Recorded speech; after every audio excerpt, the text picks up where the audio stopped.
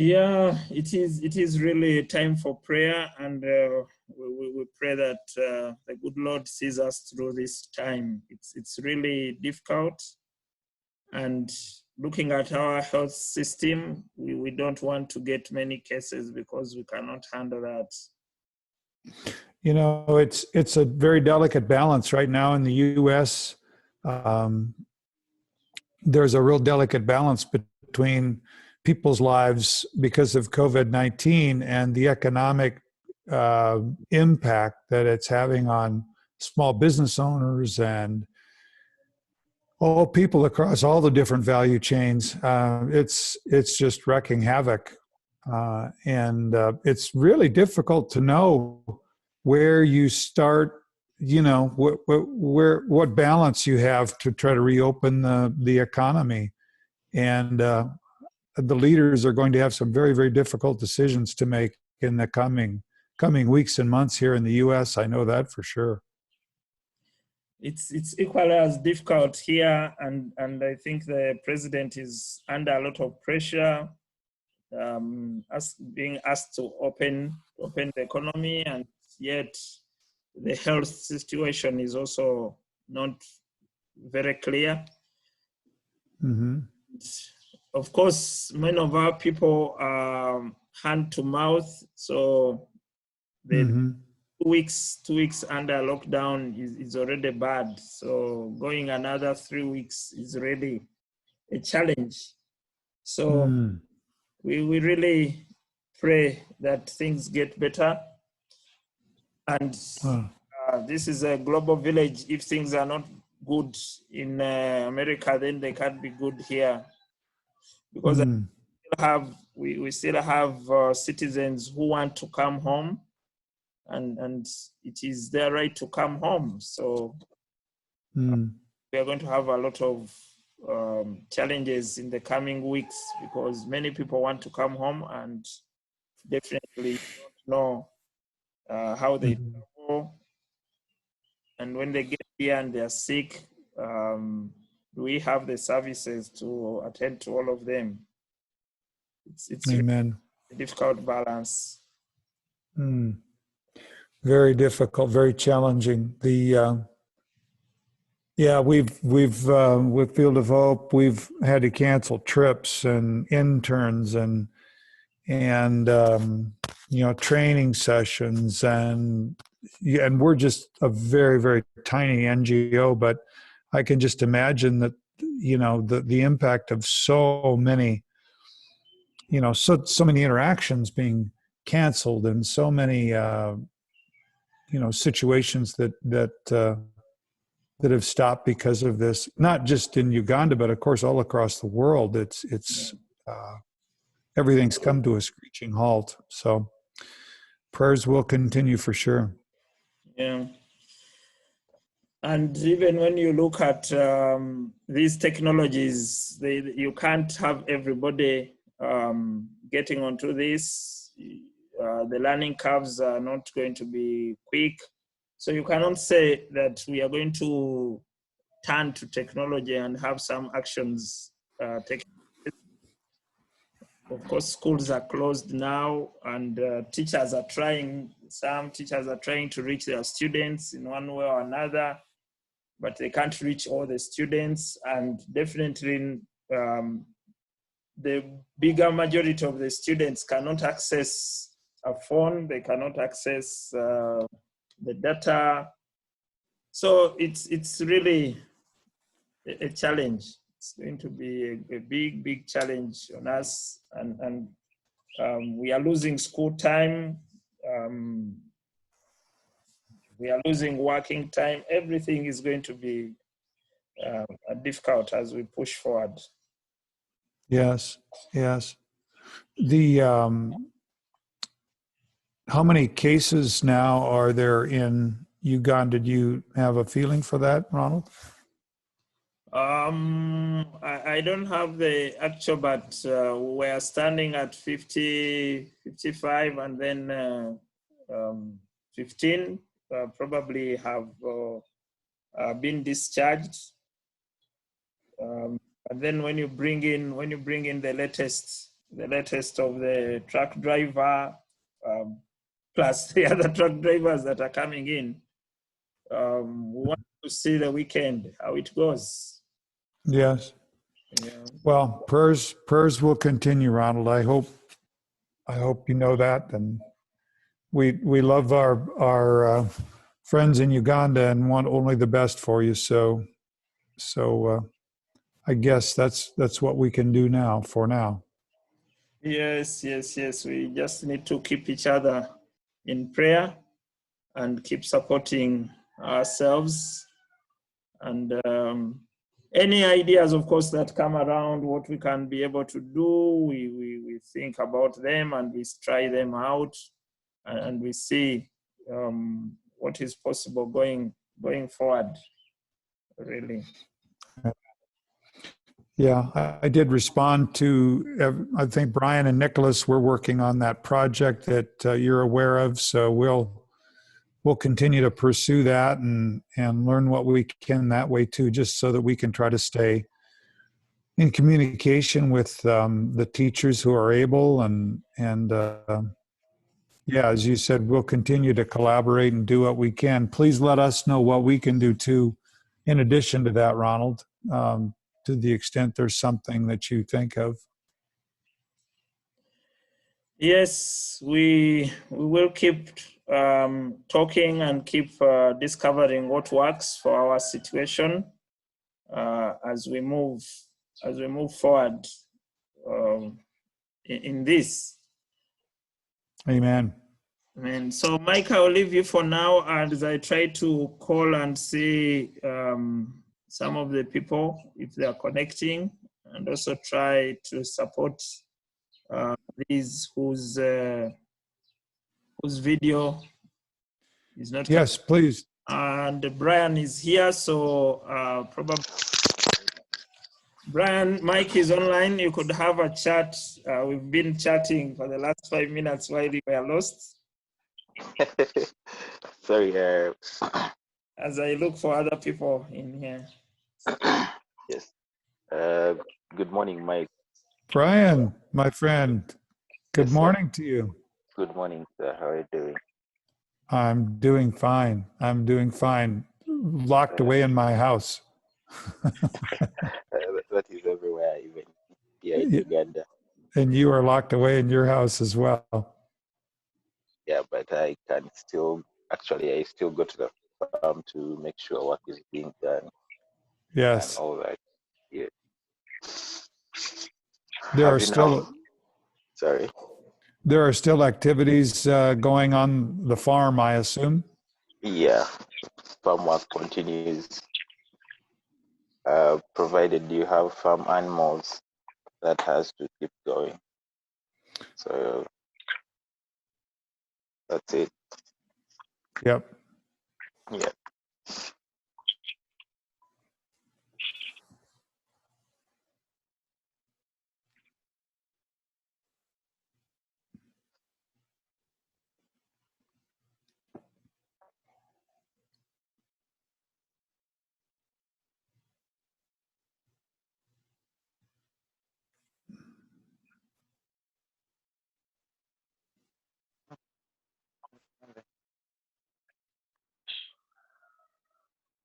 Yes, Mr. Brian.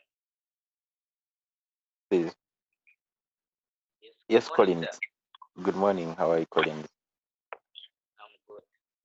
Yes. Thank you for connecting. At least now your internet is better. Yeah, thank you, sir. Yeah. If do you have earphones? Maybe they would give better audio because you are still a little bit low. No, I'm not having them right now. Oh. Okay. Yeah. If you can actually introduce yourself, because we have Mike on, you might not know about Colin, so kindly introduce yourself to Mike. Mike is our friend from Field of Hope, but right now he's in the US at his home, locked down in his house, like everyone in Uganda. Yes, sir. Uh, By the names Londo calling. Yes, Collins. Calling. Yeah. It's nice to meet you. It's good to see you. Nice to meet you too, sir. I wish we could meet under different circumstances. We shall meet. Yeah, I'm calling in from Bombo in Uganda. Ah, very good. Very good. I'm talking to you from in the U.S., the state of Nevada. There's a town called Reno, Nevada. Nevada is a very desert state, so it's there's no place like it in Uganda. Uganda's very lush. I suppose the closest that comes to it is in the the Karamoja area, but it's even drier than that. It's very, very dry, very little moisture, and we call it a desert. So it's very dry here. So now, how do you make it in farming that way, this way? Sorry, say that again. I'm sorry. Yeah, he was asking, how do you farm if you are in a desert? Yeah. There are very, very few farms in Nevada. There are some meadows along some of the streams that have hay that they graze cattle in some of the areas, but there are literally very, very few crops grown here. No corn, no maize, no soya, no sunflower. It's mostly hay ground for some of the cattle. We're close to some very tall mountains. Not nearly as tall as Mount Elgon, but close to that. And so there's a fair amount of moisture that comes off the mountains, and so there's that. But yeah, there's no crop grown here in Nevada.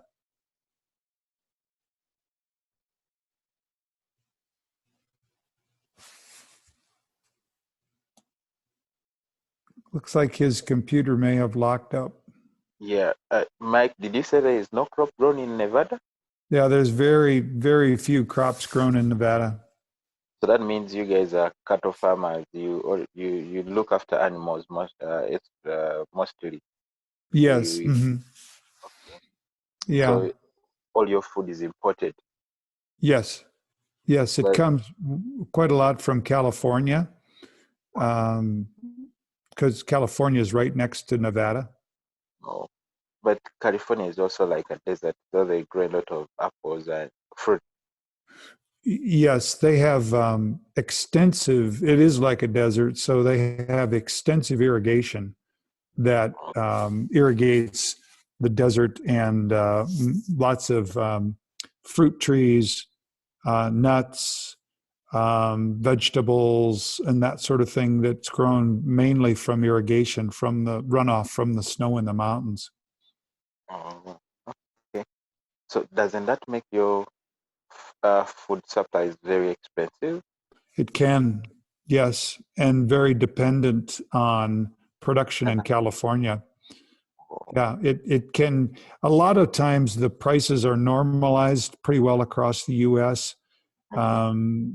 Because of the big companies that control the packing and shipping of the products. Oh, the food. Okay. Yeah, I get you now. we do have. You're familiar with horses? There's hardly any horses in Uganda. Yeah, there is a horse farm here in Gayaza. Oh. That's somewhere about 5 kilometers away from the school. I see. Yeah, it's most prominent in our country right now. There's some mountains that are around where we live, and out in the desert, there's lots of horses. Okay. Many wild horses that just roam free, that just run. In fact, I go on walks around our house, and we saw probably 50 wild horses that are not too far away from my house. Wow. Okay. Very interesting. Yes. I wish that all of you could come visit and see the desert and see how You guys survive. yeah, so we survive. Yeah, Yeah. that's right. Yeah. Yes, if it weren't for other states, Brian, we would have a very difficult time trying to come up with food and everything else. Okay. Yeah, because here in Uganda, we think we live under the hardest circumstances in the entire world, but maybe we have just not found ways to find happiness in how we live and actually do the right things with what we have down here. But we are trying to cope up and everything. Yeah. But I think with this COVID-19, travel is going to be a little bit more restricted than ever before. Mm-hmm. And we might find challenges actually traveling to big countries like the US. I don't know. For me, I feel it's going to be more harder than ever to Mm-hmm. access those countries. And I think for the period of 2020, 2021, we might end up doing virtual visits. Mm-hmm. Yeah. All the conferences might be virtual unless they are very, very important. Mm-hmm. So you be in your office in Uganda and then you have a conference with someone in the US. Even the assignments, the volunteer assignments might go virtual. So I really don't know. Yes. We have to ask God for some help here and see how we go through the situations ahead of us. I think you're absolutely right. We're trying to figure out how soon we can make it back to Uganda, and we were optimistically looking at September, but honestly, I think it's probably not going to be until 2021 before we can make it back, if then. I know it's quite challenging and for organization because most of your manpower keeps going out and then coming back to give strategic guidance to the people down here. So I don't know, but we shall overcome everything. Amen. We shall get back to normal. So Mike and Brian, as you speak about the challenges ahead of us, I would like us to think how we can hold an online event. How can we move the farm camp, our usual farm camp, which Mike experienced? How can we move it online? Because definitely this year, it's more than likely we cannot host it physically, but what sort of arrangements can we do to ensure that we still have some sort of event, but online? So my question is, how does somebody run an event like that, but online? What preparations should go in place? What kind of training do we do for probably our usual farmer hosts? What training do we do for schools? What arrangements do we do? And how do we organize an online farm camp? So I think one of these days we should have time to brainstorm on what is possible. Of course, if we manage to run the session today, it's one thing. It's going to give us an idea of how virtual presentations can be done from individual farms or individual places. So at the back of my mind, what was running through was testing out to see can have presentations from individual homes or individual farms virtually, and then we use that as an example, as a learning point going forward.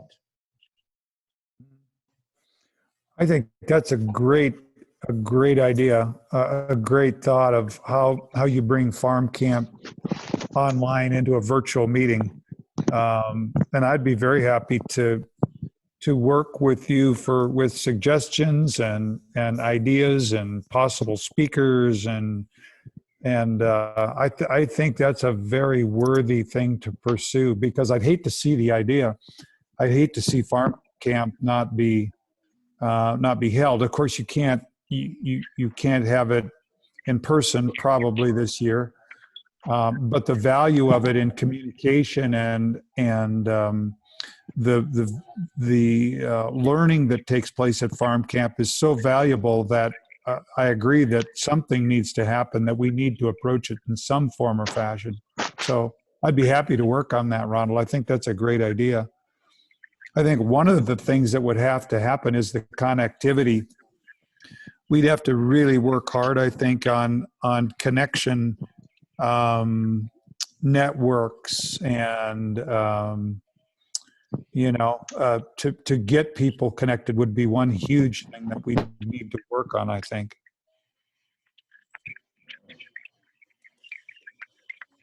So we need to progress that discussion and see what is possible. But I know. Go ahead. I'm sorry. I know when schools reopen, they are going to focus a lot on finding budgets for internet connectivity and getting their schools up and running. I also know government probably is going to begin thinking of how to support schools in that, and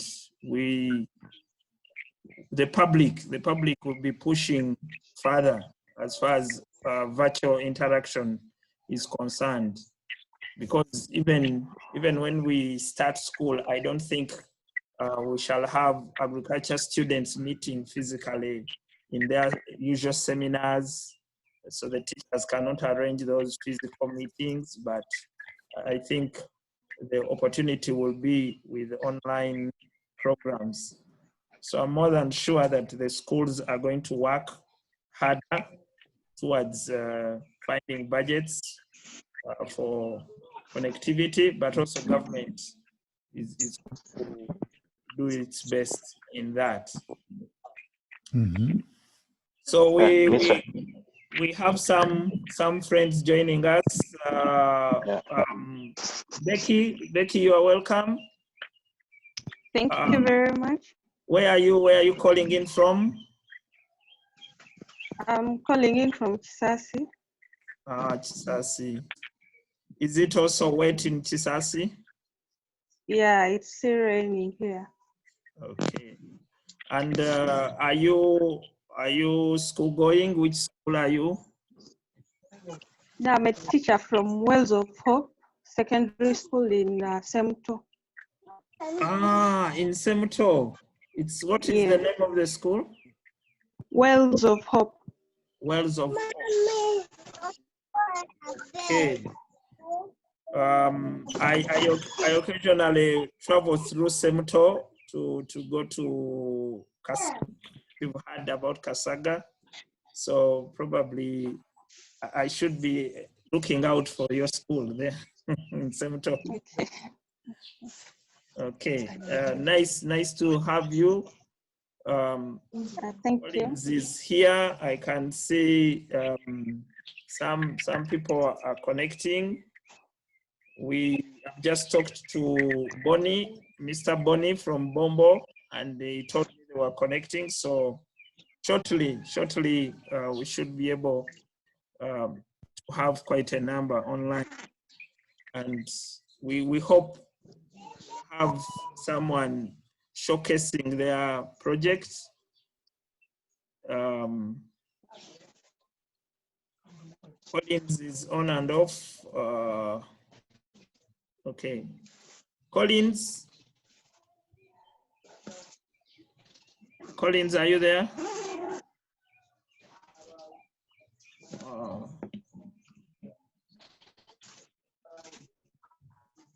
Okay. Okay. Collins, is your microphone okay now?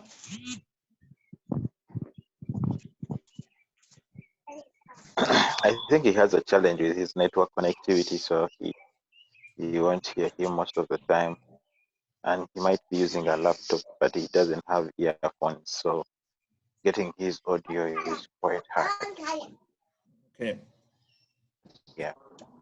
So Brian, probably as we wait for other people to connect, and now that we have Sabdeki, who is also a teacher here, looking at where we are with this health situation and the non-contact conditions that are happening. Yeah. How do you see us organizing the teacher, the education part? If we focus on agriculture, how do you see us supporting the teacher in bringing schools together online and continuing the usual physical activities? Okay. Yes. Thank you, Mr. Dink, for the question. Maybe you might have to mute Becky. I don't know if it is Becky. It may not be Becky. It is someone else. Maybe we have to. Okay. We have to keep everyone mute, and then we have only one person speaking. Definitely. Yeah. So thank you for your question, Mr. Dungu. You asked how we can support schools during these days when we don't have contact. Of course, the first thing is virtual connectivity, and this Zoom app gives us the platform for connection, and then. But I realized we need to do we need to conduct a mobilization campaign. We need to mobilize teachers, telling them what we can do during how we need to engage our students. But before we engage our students during this lockdown, ourselves, we have to become conversant with the technology itself. I will tell you that at Gaza High School, I have taken on a class that I don't teach, but I realized there was a need to engage those students during this holiday. So I went on and connected the National Information and Technology Authority, NITA. And I was surprised that those guys have Zoom licenses, the Zoom Pro package licenses that they are giving educators for free. They gave me 10 licenses. So, and I have given the other 9 to other teachers at Gaza High School. So we can we can use virtual connectivity to engage teachers. And now, after knowing that Zoom can help us work with teachers, we need to find lines of engagement. For example, we need to conduct trainings for teachers themselves on how to use these tools. And then after after training the teachers in how to use Zoom, then we train them in how to engage learners using the virtual world. Okay, I mean, someone might be having the app, but they really don't know how to use it well. And so you find ways of how they can engage learners. And then we roll out like that. We can actually also, using Zoom, conduct what we call professional development. There are those rather seemingly small things that teachers need to be trained in to better themselves professionally. So I think for us, and we might give the agriculture educators in Uganda, if we do our thing well, we might be used as a benchmark by the rest of the subject educators. they will be giving us as an example that during that time agriculture was doing this, and that's why you are seeing the teachers like that. And for me, I am always encouraged by the support we have from our friends like Mike, our friends like Bruce, and other organizations internally here that are willing to support agriculture educators, because in one way or the other, we are seemingly the most organized than any other group of teachers. So we have a springboard so that can push us forward, and we can use this COVID-19 crisis to become better teachers of agriculture using internet and the platforms that it avails. And that is my submission. Thank you, Brian. Just listening to all that you are saying, which is definitely a good way to go. Would we have to wait until when the teachers are back in schools and mobilize them from the school level, or do you think we should keep trying as we reach them on the platforms that are available? I think we should keep trying. We need to keep trying to engage the teachers even before the schools are open. You see, surprisingly, no one knows when schools are going to open again. Now, it would be wrong for us to imagine that maybe after these 21 days of lockdown, we are going to get the schools open.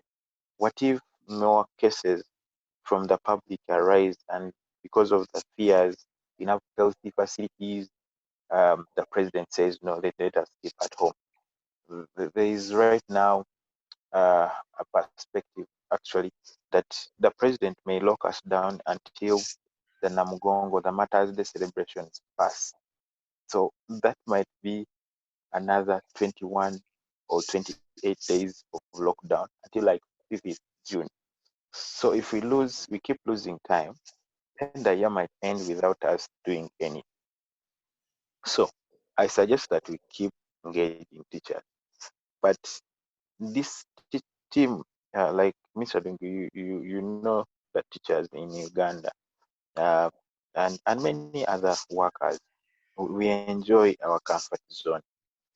There are people that have not engaged their learners ever since the lockdown started, and because they just don't want to go an extra mile. So for us, let's keep telling teachers what we can do, and then for those that get on, we train them, we engage them in what we want them to know, and then we see how we move forward. I just realized that maybe we need to keep sharing our information on the so many platforms that are having agriculture teachers, because for instance, we can share on the platform for Field of Hope, we can share on the platform for Ag Educators. There's a platform called the Greater Mukono Agriculture Teachers Association. There's another platform of agriculture professionals. There are so many, but I realized we need to ask the administrators of those WhatsApp groups to put us there as just members so we can share with them information. So if you share information in 20 groups, at least you can get 20 people, one from each group, and that will be a good number. So let's just do that as we wait for the lockdown, for the country to be opened. Thank you. Okay, thank you. I think we have an action there, and we need to start with those that you know, the administrators of the other agriculture educator groups, and we find our way onto those platforms so that we can influence the discussions. I'm sure Mr. Mulumba, Matthias also knows some of those agriculture education groups. So we'll have to contact Matthias and ask him to lead us to to those admins, and we get onto those platforms and influence the discussion there. I agree with you on that. And the other thing I pick from discussion is let's start small. However small it is, let us start and keep bringing the information to the people. At some point, we'll have a critical mass going forward. Collins is your microphone is open, but are you hearing us? Collins? I think Collins' connection is not the best here.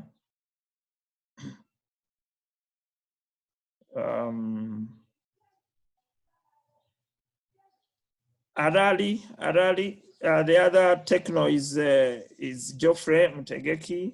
Arali, I think,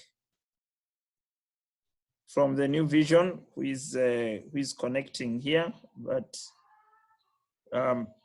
Geoffrey, are you hearing us? Can you open your microphone, Geoffrey?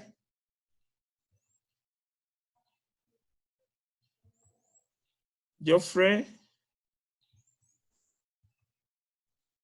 Okay. I think Geoffrey's connection is also not the best. So, Brian, I suggest that right away this weekend, let us try to look for who is who on which platform, who knows who, and then we see if we can get our way to those platforms, so that we initiate further discussions, broader engagements. But coming back to the people we have at the Ag Educators platform, we have tried raising awareness. We've tried talking to them. Do you have a feeling that the discussion is not getting to them?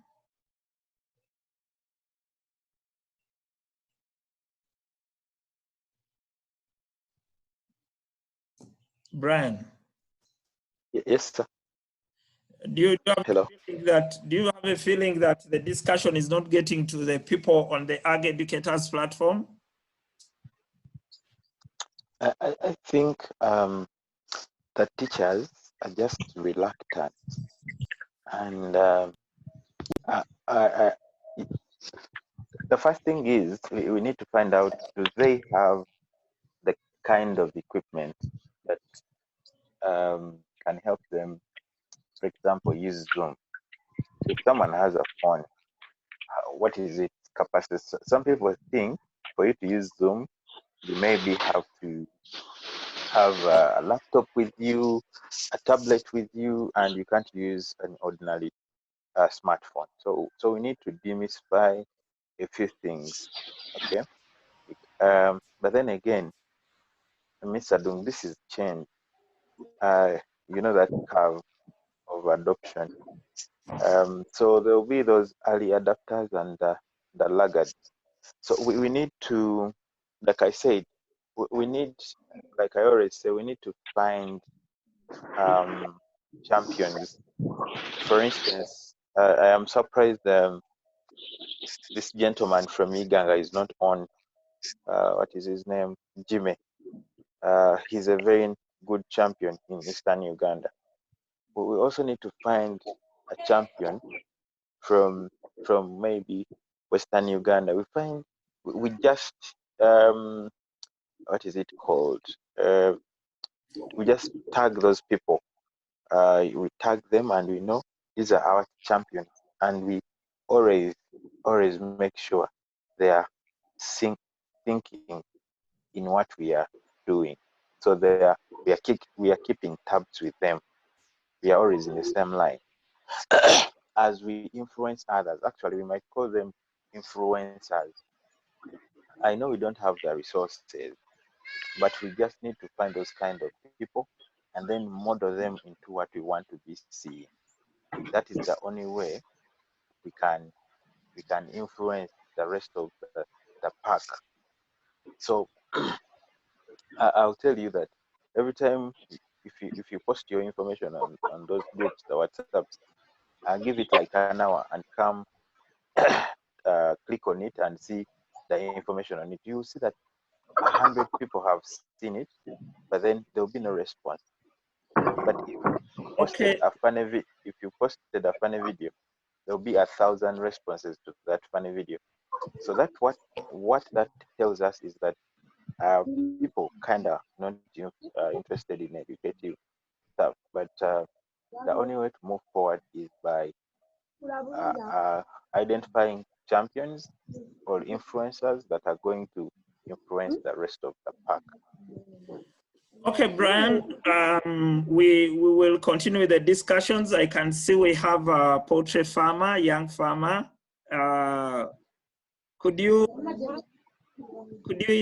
Hello, the poultry young farmer. Could you introduce yourself and school and tell us about your project? I can see we are in the poultry farm. Nice to meet you all. I'm Namkasa Deborah from Bombo Ame Secondary School. We are located in Bombo Luwero district. So I do carry out poultry keeping at home. And as you can see, we do rear layers with a few broilers. So a farmer there, if you wish to do this activity or borrow the idea of poultry keeping, just take this concept as I'll be telling you. In the first place, what you have to put at the back of your mind, think of what you do really need before setting up a poultry house. So we had land for us, so we had to build the poultry house. It is as large as you can see here. So think of what you will need before even booking the chicks. So we stocked our charcoal, we stocked our feed, we stocked the poultry, these small pots with holes, which we could use as the fire source. So we had to set the brooder house. Then my dad had to book the chicks. So on the day of bringing them, I had to prepare the brooder house because I do have the concept. Put the fire source earlier before we could introduce the chicks. So when we introduced the chicks to the brooder house, we had to give them water with glucose to bring them out of consciousness.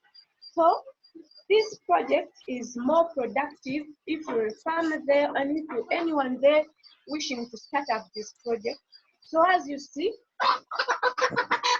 they are 2 months now. We are taking this blend of layers because they are more productive. So in the day course, I do check this. Wake up in the morning. What do I have to see first? Check in the brooder house or check in the poultry house. What's going on? How is their house?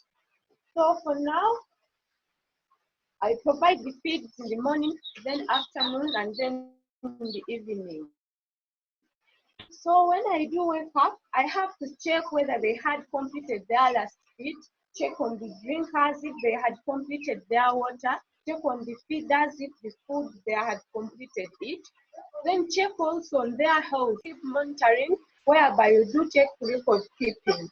So after that, I do provide them with feeds, check on their diet, how do they appear, and are they also feeding very well. So after that, I do on monitoring. Now, for today it's raining, so I had to wake up earlier because this thunder it at times affects them because it's like it burns them up in that they do bind together, which may cause death. So I have to be in here, see what's happening. So I both have this idea with my dad, and we do carry out poultry keeping. The initial capital that we just stopped is 1M concerning the issue about charcoal, the issue about stocking the feeds, buying drinkers, buying feeders, booking the chicks. That's the initial amount that we do have. So a farmer there, if you wish to carry out this, you have to think of the most productive breed to rear. So, if I'm to tell you, you have to consider the market. Where are you located? So for now, we have a ready market, and of course it's large. For layers, we have a large demand or a high demand on the eggs. So that's why we decided to take up this. Layers, still rearing layers, it's more productive because you do think about the manure you get, you do think about the eggs that you're expecting, and of course, after when you're done with this bit of picking up the eggs, you also sell them off, which will provide chicken to the market, of course. So the problems that we've been encountering for now, the situation in our country is transport. It's a bit costly transporting the ingredients from town to Bombo because we don't have a nearby branch which do stock such ingredients. So we do give them Nutristar International. It's a complex ingredient which as I tell you, complex. It do has vitamins. It do has trace elements.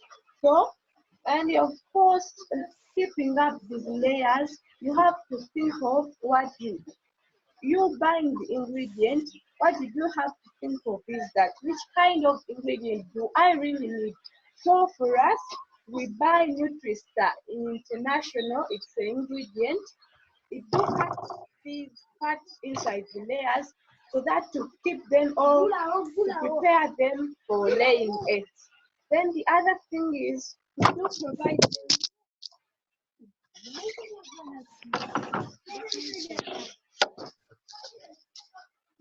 So for now, I'm sorry for that.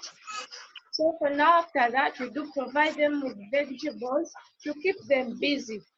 This helps them to feel boredom and also keeps them from the poultry vice, as you know, eating eggs and also cannibalism, feather pecking. So what we do expect is that we do expect high profits after incurring in more. Of course, if you do need something, you have to first invest in it. Any farmer there, the advice I would like to give is that think of the most productive breed that you would like to rear concerning birds. So I advise you to rear layers because they are more productive. You do think of the eggs they will produce. Think of the chicken after them finishing to lay. So you do have it's a double. That's what I can tell you. It's a double. Then the other thing is about the feed. You have to stock the feed earlier and you have to stock them in plenty. Stock maize bran, stock the ingredients. You have to prepare your poultry house very well. Now, the situation for now is just fine. And as I tell you, that's how it's been going on. And very soon, we shall be carrying out the beating to prepare them for laying eggs. Then the other thing I would like to tell you is that since you're laying layers, you have to hang some vegetables to keep them busy, not to carry out the vice of egg eating, which may affect your earnings later. So that's what I can tell you about poultry. Thanks for watching. I'm Deborah. Any questions there? Deborah, thank you for the wonderful presentation and informative, very informative. I know my colleagues who are online are getting ready with some questions, but the immediate question that comes to mind, Deborah, which class are you? I'm in Senior 5 Science. Senior 5 Science. And did you do agriculture? Did you do agriculture at O level?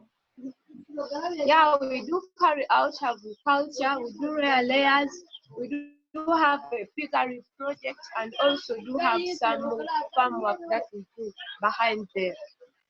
Okay, I was finding out whether you did it as a subject. Did you do agriculture as a subject at school? I beg your pardon? Did you do agriculture as a subject at school? Yes, from my senior one, and I continued with it doing back. Biology, agriculture, and geography.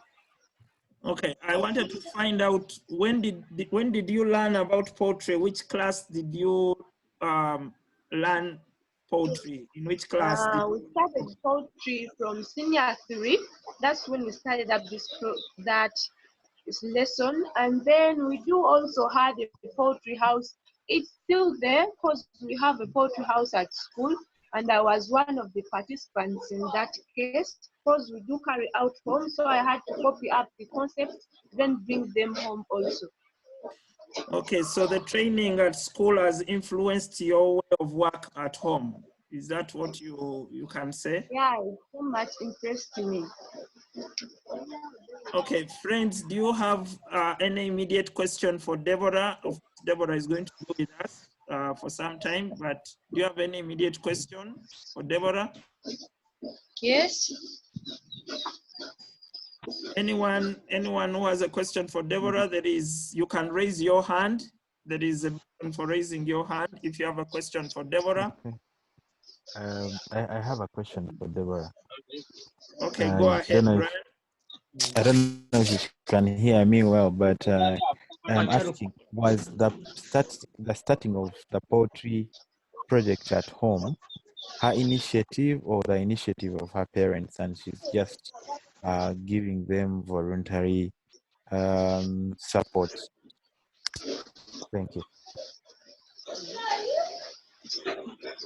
Deborah, the question is this your personal project, or or it's a home project? This is a home project whereby my dad incurred income so that we can start it up. Okay, and you bring in the technical expertise from school to support the project. Okay. I beg your pardon? Please, if you are not speaking, can you mute your microphone? Deborah's microphone will remain open for now. So Deborah, my other question is, what do you think government should be doing to encourage youth into farming like you are doing with your parents? Thanks for that question. So for me, I do think the government should also help the youth, as in giving them bags and also providing markets from outside the country and of course within, to provide so that it may encourage more farmers or more youths to do up with this. Because if you do have market, as I had told you, then everything is done. So for us, we do have a ready market for eggs. There are very many stocks this side, and we do know that at the late stage when we're selling them off, we shall also have the market for their chicken. So the government should help the youths to provide ready market and also transport to the outside of the country and of course within the country, so that the youth get more or get that pleasure to do up this project of poultry keeping. That's it. Okay, anyone with a question for Deborah? Yes, Tegeki. Open your microphone and speak. Go on. I would like to know from Deb.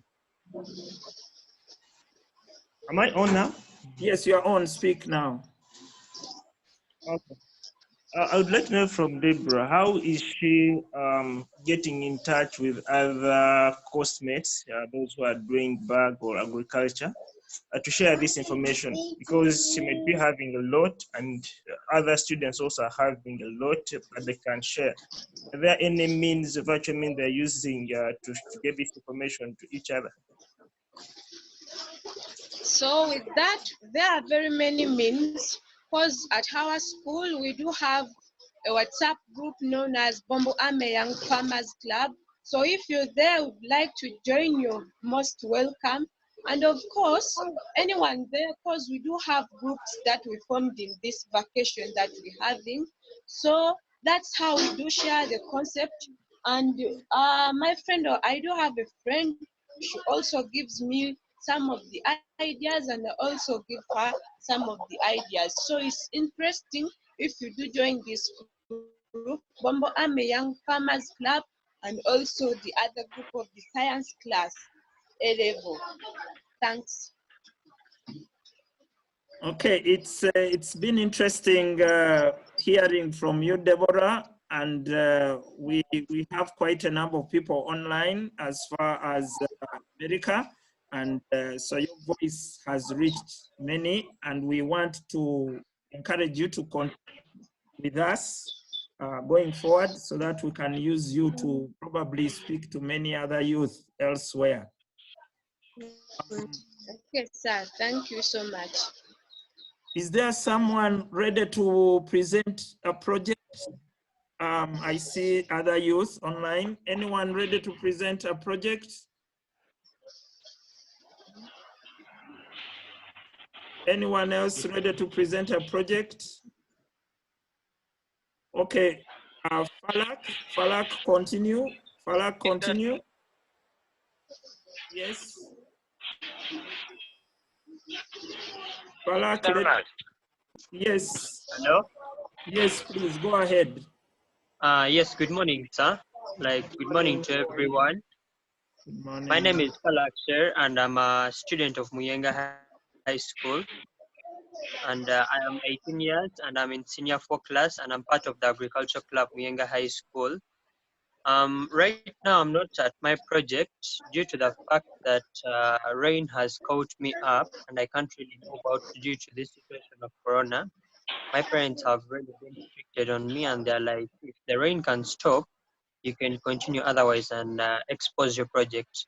Just because it's like 150 meters, I think, far from my home. It's just around the compound, but just because it's a huge space, I can't really move because rain is still drizzling. That's why I've been unable to expose to you what I have as my agriculture project. Besides that, my project is all about growing crops. Yes, most especially about growing crops. Okay, just tell us about it, and when the rain stops, we will still have chance to see. But go ahead. Okay. Yeah, this project of mine, I had started basically doing crop rotation, whereby I was growing very different crops, like the spinach, the skuma week, the Chinese cabbage, the lettuce, and most basically maybe this sugar canes. But then most especially my focus was on this spinach and skuma week plus the Chinese cabbage because it's what I usually had a stable market for. Due to the fact that we have restaurants around our home and schools and some shops who usually like supermarkets who usually purchase from me. So that is one of the factors that motivated me to start up the planting of the spinach and skuma week and the others that I mentioned. Well, I've had a very good experience in planting those. Just because from school I had learned a lot through the theory and the practical that they have been giving me, and I was very glad when I saw some good results of my crops since I've been starting to plant them. Well, I had made a loss around December just because the rainy season wasn't so stable, so I had to water every day, and those were costs that were being incurred into the project. Okay, they were like a little bit of more because the land was so dry due to the fact that there wasn't rain for a good period of time. So the loss came into this, okay, like it came into a way that the crops had started drying just because I wasn't around for like 3 to 4 days because I had traveled somewhere for like a conference. So that's why I couldn't take care of them so well. But then the person who I had told him to take care, he didn't really manage them so well. But when I came back, I tried to bring everything back in position and keep the project moving. And besides that, I harvested, yes, season by January. I harvested the crops like the leaves of the skuma week, the spinach, the Chinese cabbage, and the others. Then I had sold them to the restaurants and the others that I mentioned. Besides that, for now, I had mulched up the land and okay, like cultivated it so that I can plant in new seedlings because the ones that I had, they had spent over 8 months when I'm harvesting them continuously. So of recent, I just planted in my garden. It's not a very big plot, but it's reasonable. At least you can plant for about 300 seedlings in that plot of garden. So it's just that of recent in March, March 10th March, yes, 10th March, that I planted them, and now I'm hopefully expecting more better results than before because the challenges I had tried to work on them and see how best I can handle them. So for now, yes, this month rain is at least catching up, and it's really helping me too much because it's saving me a lot from watering my plants using the water that is around because basically everyone knows that everything is counted in business. You know, I'm mostly business oriented, so that's why if I'm spending each and everything in that particular business, I make sure I note it down. So a jerrycan, I usually get it at 200 shillings. That's a 20-liter jerrycan, and it's what I basically imply on them.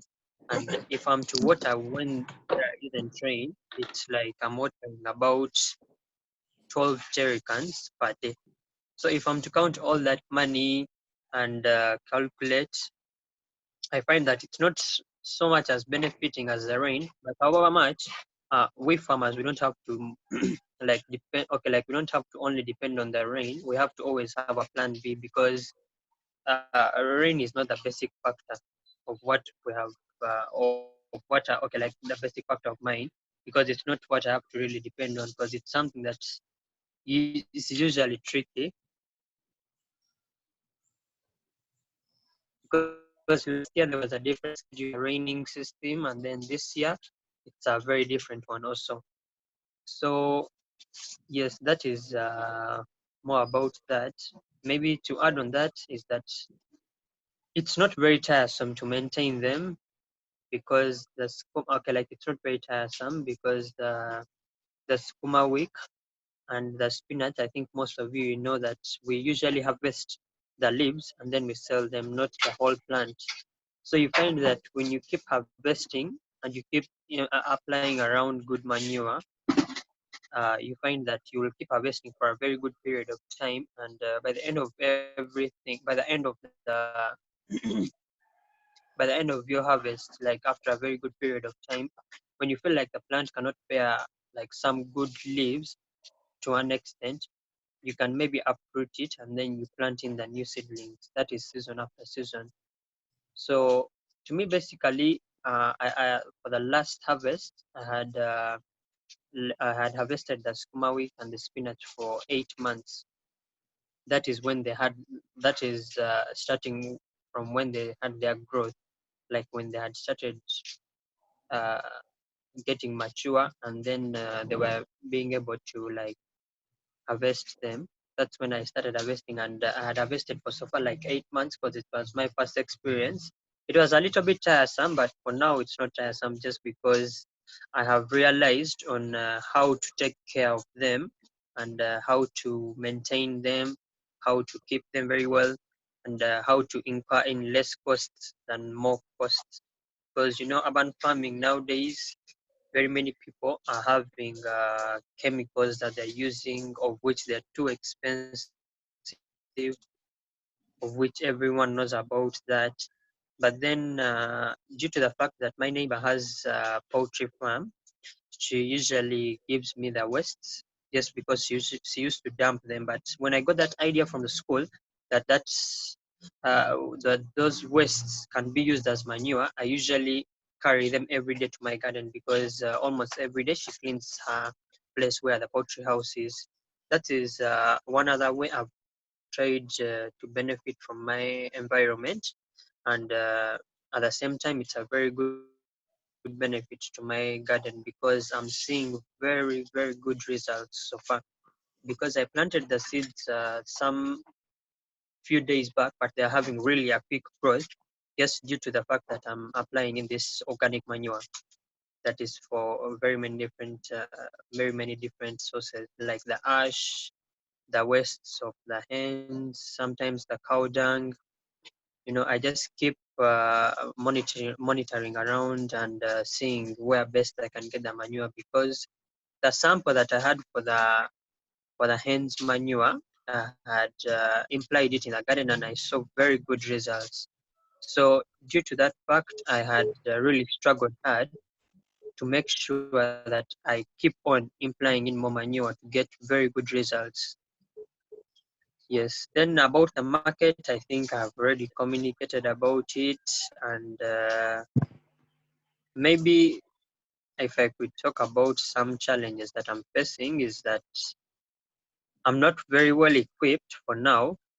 Yes, I'm not very well equipped, because for the first harvest that I did, that was last year, the profits that I had got, I had tried to fence the place very well, because we have kids moving around, we have sometimes goats moving around, the hens jumping in. So to control that challenge, I had to make sure that I'm fencing. But then I'm still not well equipped, but I'm hoping to get those equipments with time from this coming harvest that I'm going to do. The equipment, maybe what I would talk about is maybe some garden tools that are really needed, and uh, they're needed in maybe like 2 to 3, like a quantity of 2 to 3, because I do have a hoe, I do have a rake. I don't have a spade really, because the one I had, it was for someone. I usually use it, but then even the gumboots and the other equipment that I really need, I hope I would try to maybe fight this challenge due to the coming harvest. Yes. Besides that, this project is a very wonderful project, by the way. It doesn't take a lot of my time, because me personally, in this quarantine, I find that it is even more of a pleasure to do something, because very many people out there are using this time in a wrong way, by maybe playing around, not reading books, doing things that are not really beneficial, of which in this period of time we need to be settled, because the situation is very serious about the COVID-19. So in order to protect each other, you'll have to do at least something constructive in your environment, not very far away from your home, but in your environment. So to me personally, I usually wake up in the morning at 6:30, and by 7:20 I'm usually in the garden, and then by around 9:20 to 9:30 I'm out of the garden. In that morning period of time, I usually carry out watering. I usually carry out the pruning of the weeds that have grown. I usually mulch the crops that have really got the mulches away from the plant. I usually organize each and everything, but most basically I go there to observe the garden and do the watering daily. For the weeding, I usually do it maybe after a week. Yeah, I usually do after every week, and even applying the manure around the plant, I usually do it after 1 week. That's basically the activity. So when I get So when I get back home, that is by 10, I'm sure I can get back home because sometimes I'm caught up. I get into other activities around the garden. There's a lot to do as a farmer. So when I get back at 10, I do have my breakfast. I do have a shower and the rest. Then by 11, yes, I do start reading my books till 2 p.m. and then maybe move around, have time watching the TV, and then finally eating lunch and continuously keeping on the schedule of my day, of which also in the evening hours, I go back to the farm, and that is from 5:30 to 6:30. I go to the farm for also those hours to go and check how the garden is doing, if there is any problem or there is anything of any need. So I usually go also in the evening hours to water there. And most of you might be wondering why I am watering during the morning and evening, most basically. It's just because I was taught at school that it's one of the best times to water because it's when the plant can really receive a lot of water, because I think the roots are usually, open up, like the air holes are usually opened up, whereby when you water, they can easily get in a lot of water. So that's why I basically water in the early morning and then in the late evening. Yes. Then yeah, that's how I usually end my day. And I'm very glad that at least I'm carrying out a project of farming, because it has really occupied me. It has really given me benefits. It has really done very good for me because I'm not idle like the others. I'm occupying my time very well. I can give time to my siblings. I can give time to the garden. I have time for my books, and I have done very well. And since I started this, I've never faced a challenge with my books and then the farming system. I usually balance the both, just because I'm a candidate. I'm in a senior 4 class. That's why. So I really love urban farming, and I would really want to continue. Yes, with that, I'm really glad that.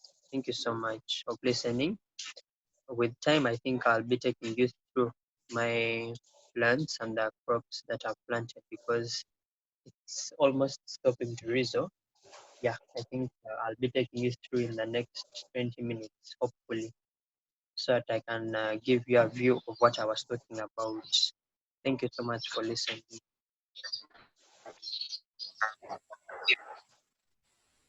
Thank you, Farak. Any questions for Farak? Questions for Farak?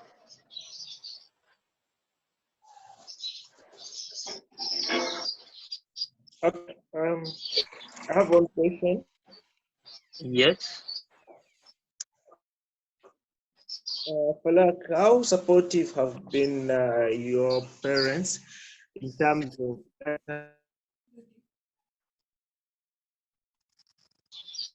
and making sure you get requirements?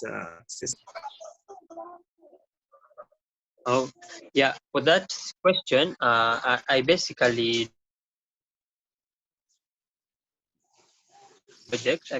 did my savings, because when I learned a lot from school, I realized that there could be a very good benefit when I carry out this project.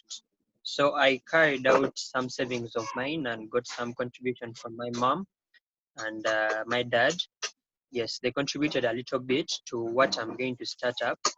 And since I started the project, yes, they're supportive by providing me just with a few requirements that I really needed to start up this project. The rec and yeah, those were the two that they provided me at first, because okay, at first they weren't willing to provide me with any requirements. They were like, they were like, how will you do this? how will you maintain this? How will you balance your book? How will you take care of the crops? You know, they were so worried on what I was really basically going to start.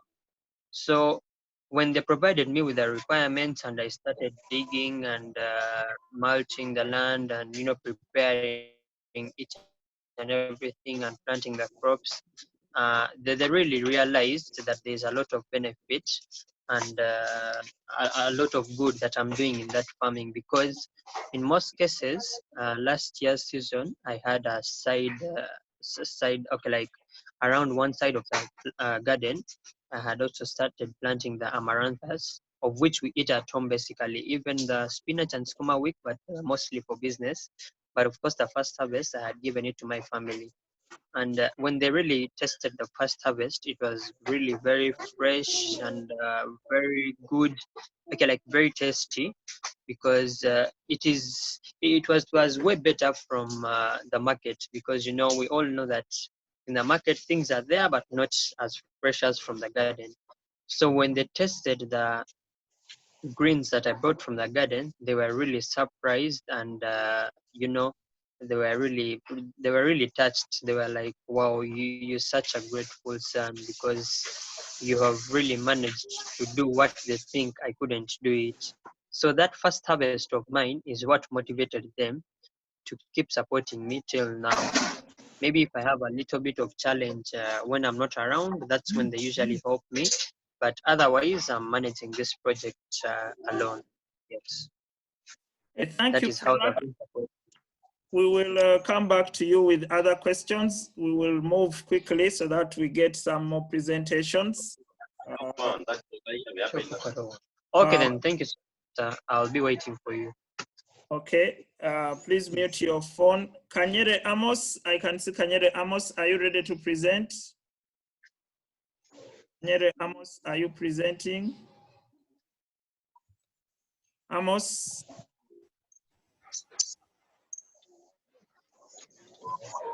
Go on, Amos. Yes. Please go on and present. I'm Amos and Barbara, and we are standing at like the farm of Bombo Ame Senior Secondary School. and we are the students that remain around the school to be caring for the different projects we have around. So now we remained at school for different projects. And now when you look at where I'm now, they are do have, like for example, when you look at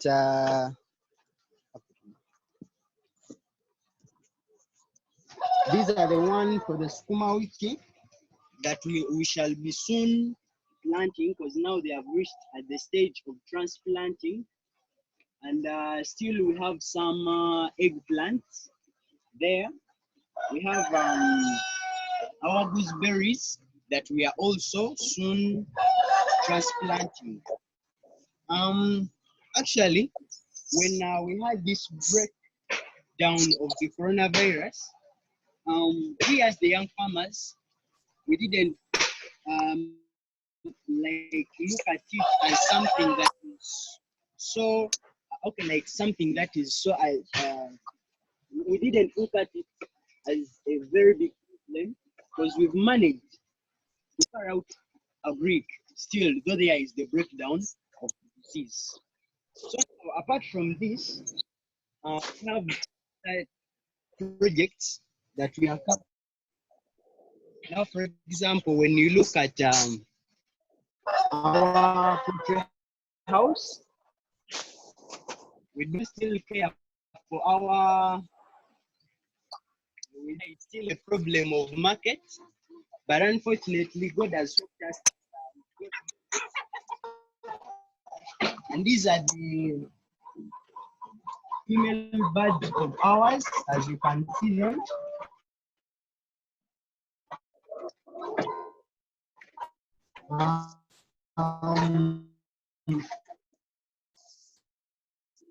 probably, but now they are giving us egg, but the eggs are giving us they will soon expect that they will be giving us more as time comes. Maybe apart from that, even other projects out to go and now I actually because now there are several and I don't know whether time will be enough for us to like think the whole of it. So now I would like to ask which project would you probably want to present first, or I can be in position to present. Sorry? In position to present. In position to present. Yeah. Tell. in position to present. Yeah.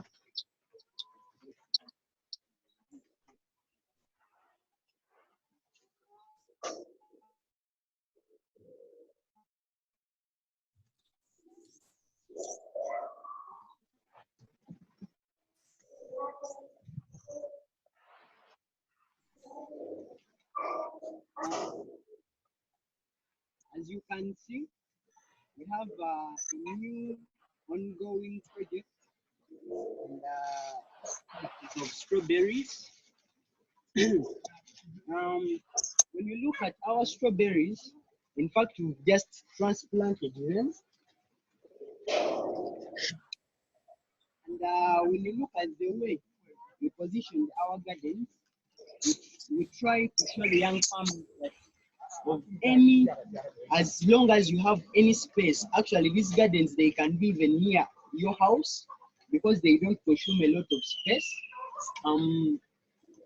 Because now when you look at the bags, the content bags that we can put them into, they are not all that much expensive that you can use a very small capital to have them.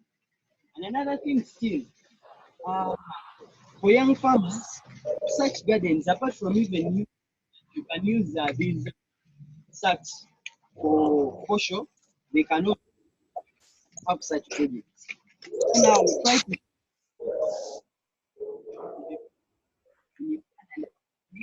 that though you have a small space, because now when you look at our gardens, they are so space economizing that even though you're not having a very big garden, still you can plant and produce crops.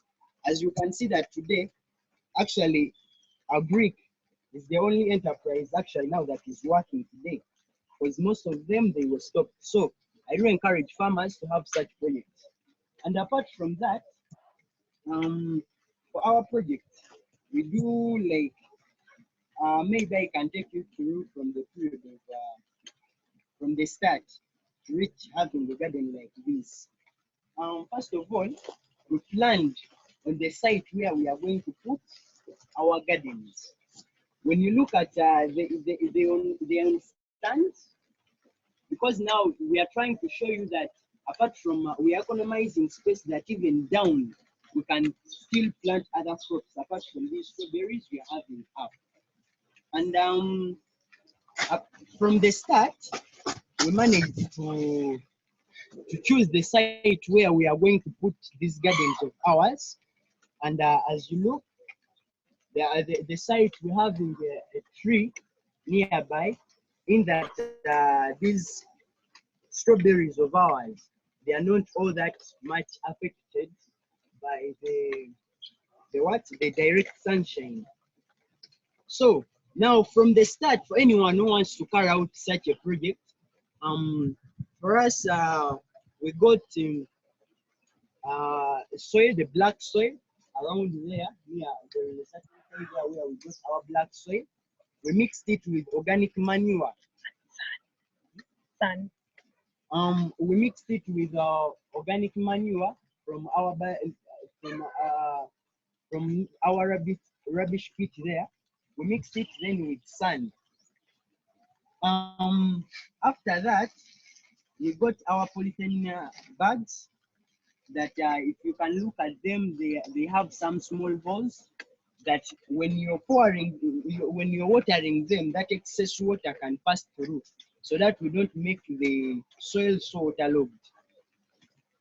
Then after that, we had to put them on our stands that we had already made in this very site. And after that, we had to bring our seedlings into the bags. For the managing practices that we do have, first of all, we water our crops in the morning and in the evening. But unfortunately for today, since there is rain for us, we've not watered. And apart from that, we do weed our crops.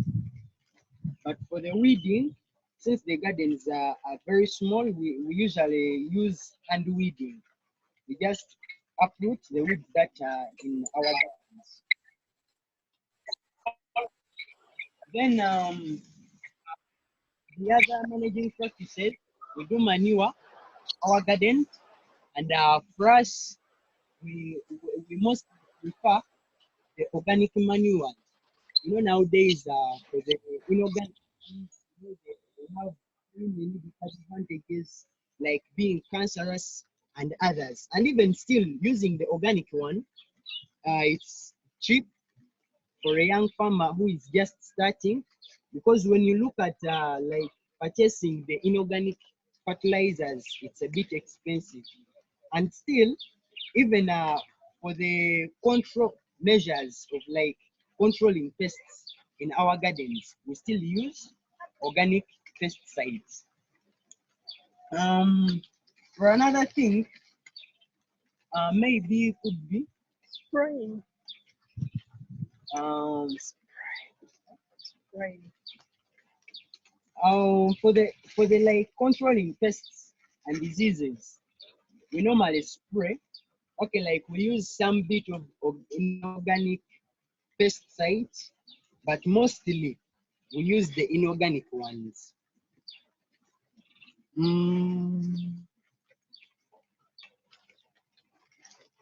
Yeah, that's it.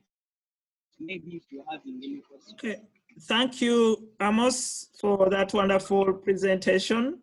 I'm sure our members here might have a few questions for you, but my question is, you stayed back at school while every other person left and went home.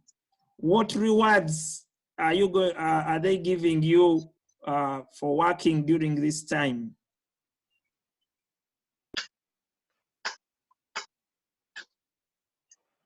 For the rewards, at times, because the school, because for such projects, after us selling, we as students, they leave some money for the club, but still we benefit, because now up during the harvesting period, we harvest, and we as students who have been caring for the crops, they leave a very small sum. Like if you have to have some trips exposed. So I still benefit from that, because when if I'm to sponsor myself, it's a bit expensive. So now I, as a young farmer who remained behind to care for our crops, at times I benefit in that way. Okay, any other question for Amos and team? Anyone who, please make use of the hand tab if you want to raise a question. I did switch off most of the videos to see if we can increase on the quality of the video, but feel free to switch on your video. And if you are raising a hand, please feel free to raise a hand for Amos. Amos, Nicholas, please, Nicholas, go ahead. Nicholas, go ahead. Yeah, good morning, everyone. Thank you, Amos, for the presentation. I was very excited to look at your rabbits, which I haven't seen. I don't know whether they are not there anymore. I remember the last time I was there, I saw some rabbits. Thank you. Okay. Yeah, the rabbits. The rabbits are there, and after this, maybe we shall go there and we try presenting it. But they are there. But let's first finish this. Maybe we shall head that side. Okay, we'll have another round for you, Amos, after other presentations, so that you go to the rabbits. Brian, I can see your hand up. Thank you so much. Thank you, Amos and Barbara, for the presentation. I just wanted to know Amos's class and maybe Barbara's class. But then, this is a school project. Are they doing anything similar at home? Thank you. I Amos, Form 5, and still apart from here, I do have some small projects, but unfortunately, since I didn't have some, at the place where I'm staying, we are still renting, and I had to convince the landlady, but now I finished talking to her, and she allowed me to have a small portion near the rentals. So now I've just started the project because the project I wanted to start. I'm going to be growing pigs. Like for example, the Skuma Wiki, that's the project I'm going to be starting soon. But unfortunately, the space I've just received it because I had to first get the permission from the landlady. And Barbara?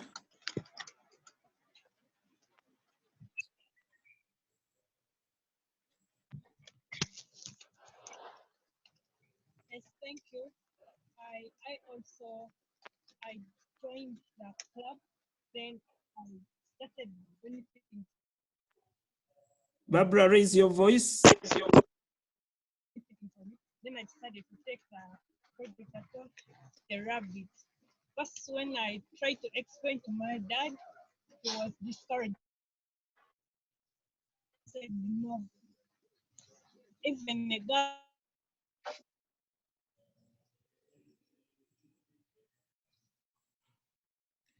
Amos, we are not getting Barbara.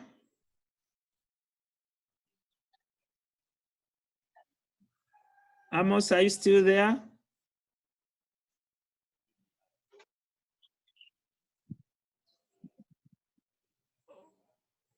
Okay, it looks like we lost Amos. Somebody else had a question, but now we have lost them, I think. Okay.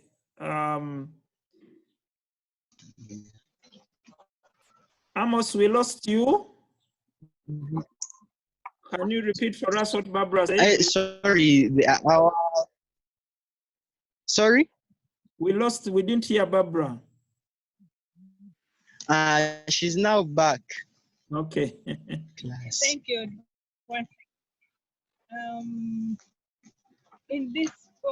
In our project, like me, I've picked one, and that's the rabbit rearing. I requested my dad, but then he wasn't allowed me to do that because that I'm a girl and I will not have time for my rabbit. I said, let's try out this. And then he said, it's fine. Then he bought for me 2 rabbits. And I started taking care of those rabbits using the knowledge I got from school. And then for now I'm having 6 rabbits here. Your class. Your class? And then I'm in Form 3.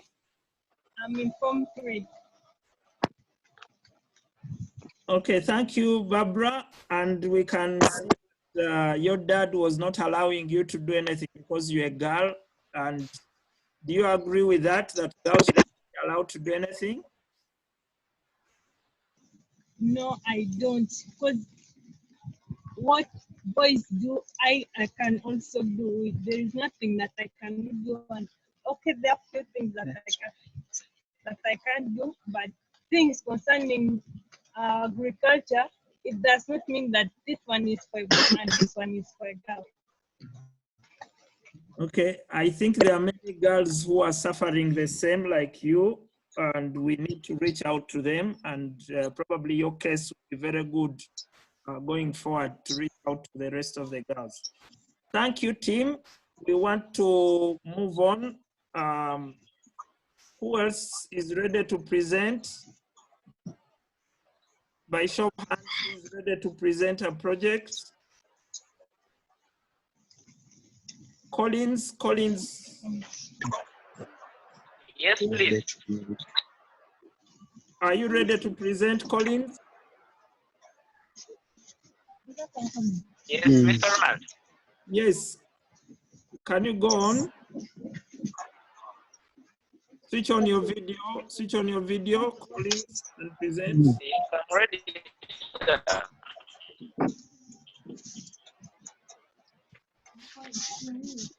Collins, switch on your video.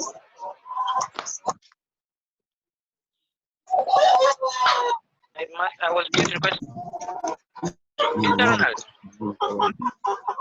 Mr. Ronald. I must mute your phone. Collins, are you presenting?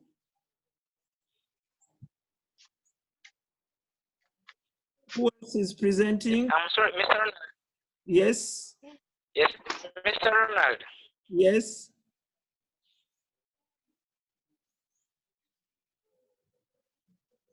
Collins, go on.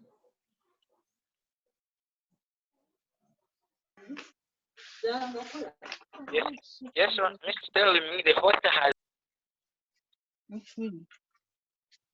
But I was requesting Or the strawberries you start my video. It's telling you what? May you please start my video because it is telling me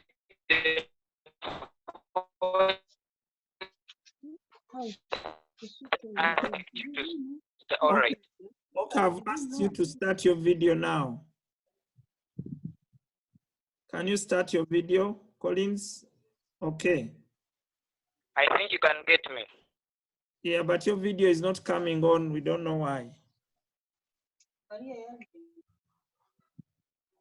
We are seeing the video symbol here, but we are not seeing you. All right, thank you, sir. Okay, start. Yes, my name is Collins. Go on.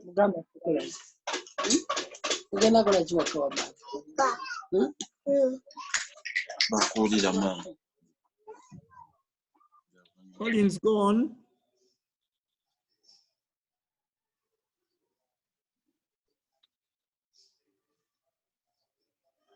Collins, we are hearing you. Go on. And I would like to do this as a young farmer.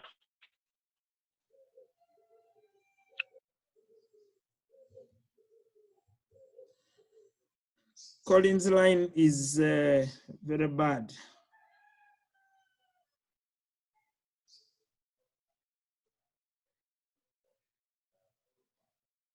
Collins, will we come back to you? Anyone else ready to present? Bonnet, do you see anyone online who is ready to present?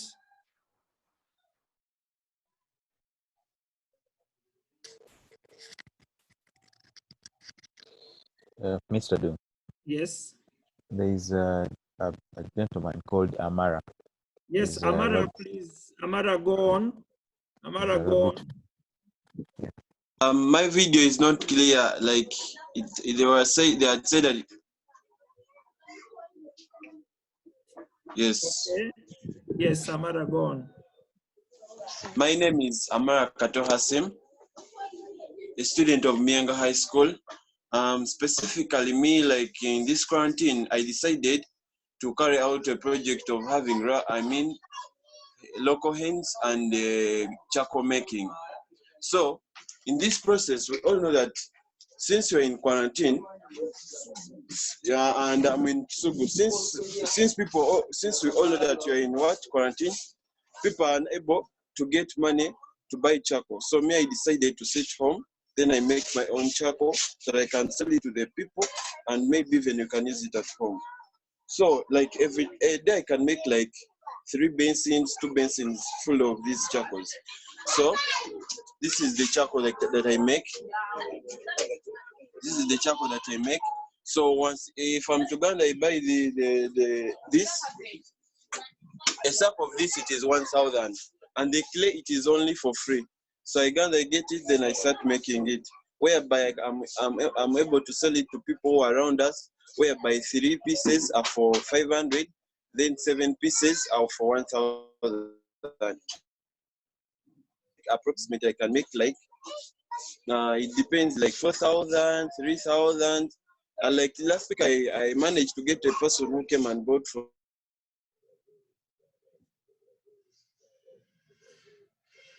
me. Local hens, here are they. I have local hens. So why I decided to start up this business of local hens. Most of us here at our homes, we are having layers. You know, me, I sat down and I said, why should I start up layers? Yet the eggs of layers are like, each it is like for 500. So yet the eggs of the local hens, it is only for what? For 1,000. So I said, let me start the project of local hens so that I be selling the eggs, not itself. So here are they. I'm having 20 number. At times I leave them to move, but it's okay, I can leave them to move. I have 20 number. So in a day I can get like 10 eggs, 9 eggs, it depends. Whereby in a week I can get like I can get profit of 30,000. People come, individuals come to buy from me the eggs. 2 to 3 people may come. So here are the eggs that I sold to the so far for only 3 days. These are the eggs that I've managed to collect, and there are 40 eggs. I mean, there are 20 eggs in 3 days. So in the next tomorrow, that is Sunday, I'll be making a 12 eggs and I'll be selling it to people. So a tray, remember, I've told you that each egg is costing 30,000.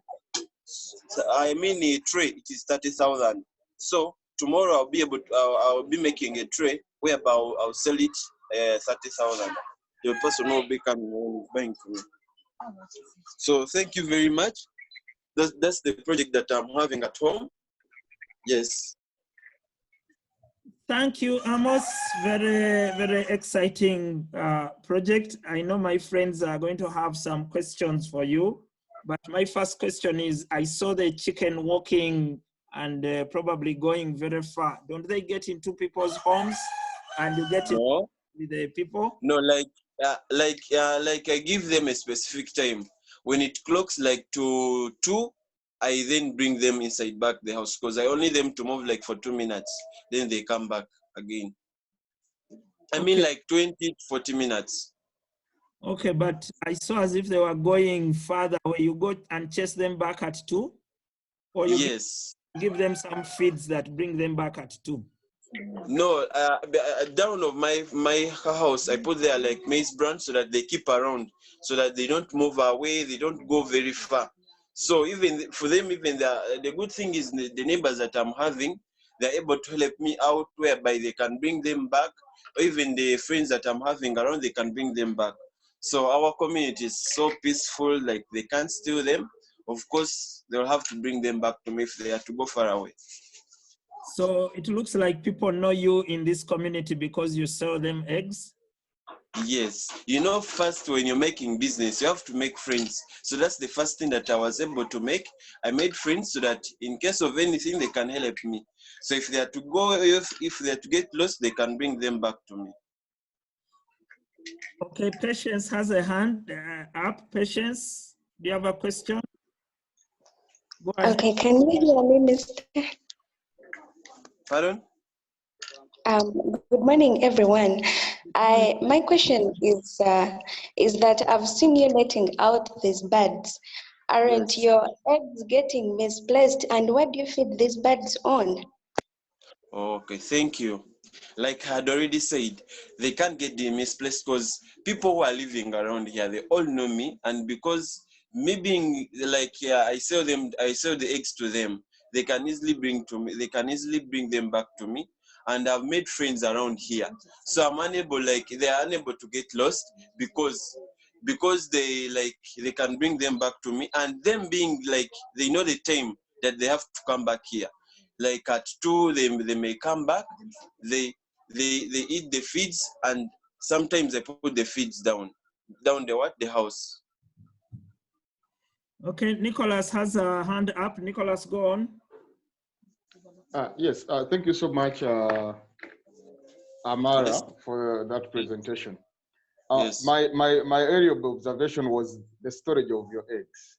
Have you had any Yes. experience with how to proper storage of eggs? Because when they are in that saucepan, they are not going to last long as they should be, and that's the reason as to why the local egg is very expensive compared to the layer eggs.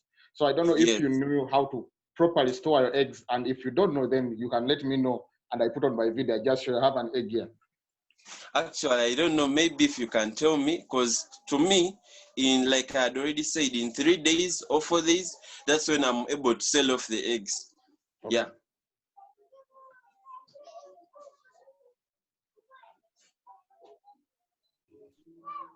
Okay. Mr. Dung, maybe you can give me the video. Nicholas? Yes, sir. Yes, please. Oh, okay. Yes, so this is the egg, and as you may know, it has 2 sides. Like, I'm so not most saying. of this is the egg. Yeah. Yeah, this is a layer egg, but Yeah. my focus is the storage. So the right storage of the egg is based on its vertical position. So like this, it is horizontal. The airspace side is this way. So this is the airspace. So the right way of storing your egg is having this. I think you can see it is not equal. The 2 sides, they are not equal. Yeah. Yes, this is the smallest side, and this is the biggest side where there is the airspace. So the airspace has to be up. Yes. So you have to keep your eggs always like this. If you don't have a tray, you have any other storage container, your egg should be vertical with the airspace up. So the egg will stay longer. And if they're taken for incubation, then they can hatch. Okay. Yes, maybe this egg also. So most of the eggs, when you observe, they are oval in shape. So the smallest part should be focusing down, then the bigger part up. Okay. I think by that you will be able to make money from your eggs, especially when you sell them to hatcheries. Okay.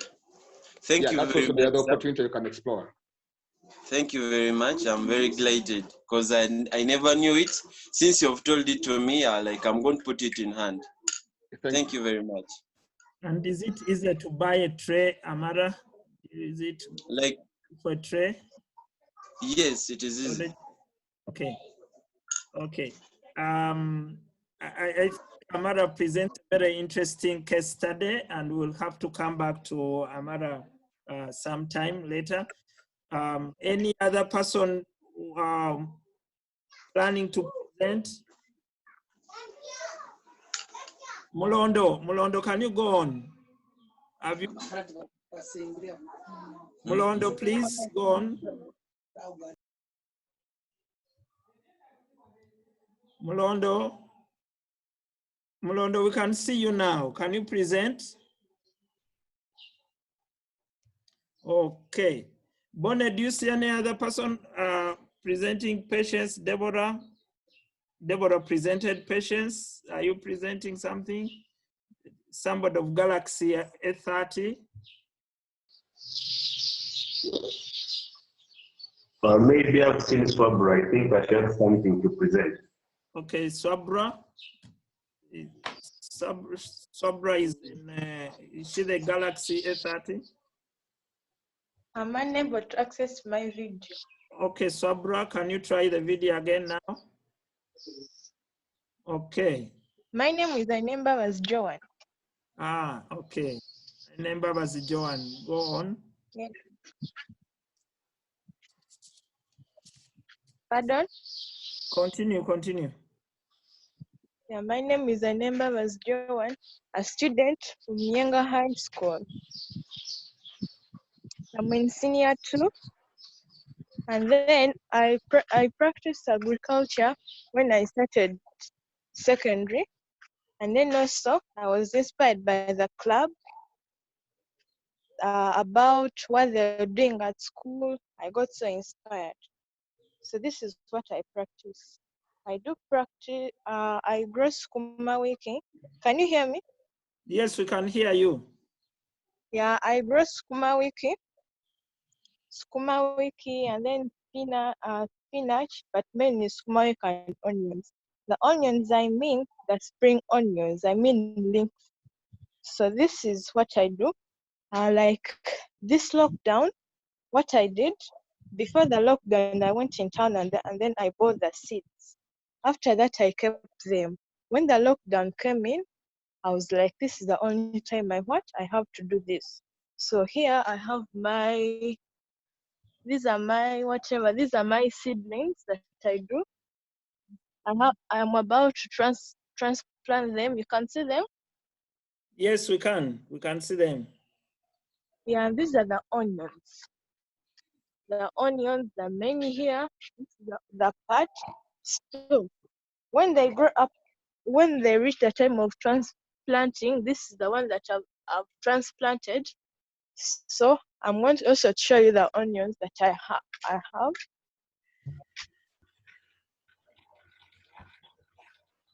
Can you see the onions in line? Yes, we can see them. And then also here there is a patch of beans. I don't know the compound that we had. The compound, there were flowers, of course, but they were like, no, the flowers won't help. So they're like, maybe let them put some onions and then the tomatoes and then the maize and then beans. Can you get me? Yes, continue, Joan. Okay. I'm going to show you part of the onions, and then also these are the tomatoes that are putting on, they're growing, and then these are the onions. You can see, and then these are the beans. These beans, I said they were flowers, that was the first. So it started bringing on some weight. So what we did, I said them to put the beans. So these things reach a time and then instead of going in the market and then buy things, spend that money, this is the source we have. Next one here.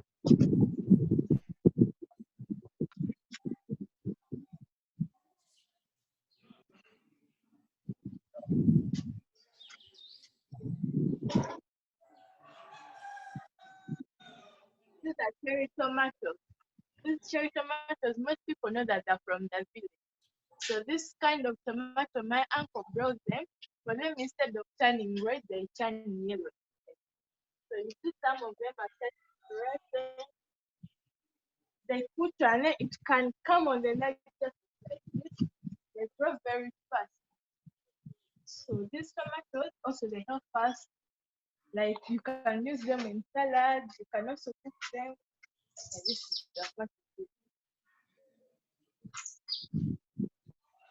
I want to show you also another place, the compound that I put money in.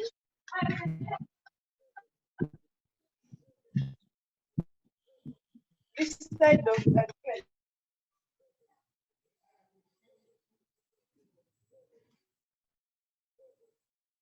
Difference from them, the mature than the others. The others are still young compared to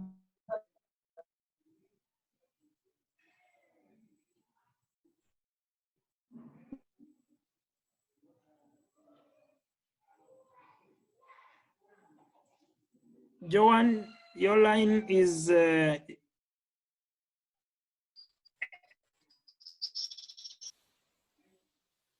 Are we losing you, Joan?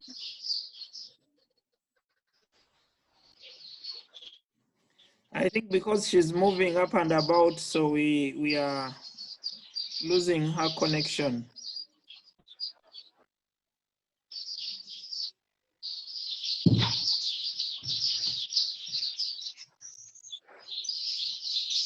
Joanne, are you still hearing us?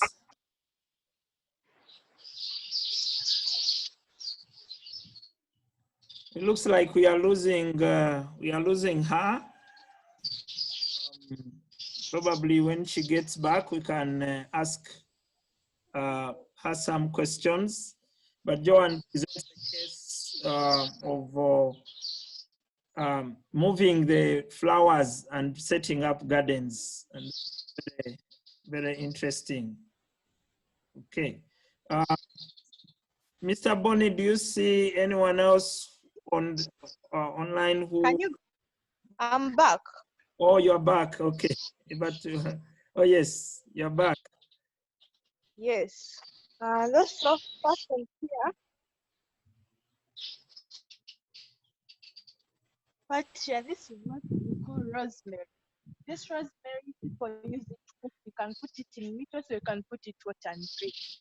It's so helpful. And this also, this is lemongrass. Most people who cook, they like this lemongrass. It has a very nice scent. Next one is aloe vera. You can see it? Yes, we can see it. Yeah, that is it. The onion.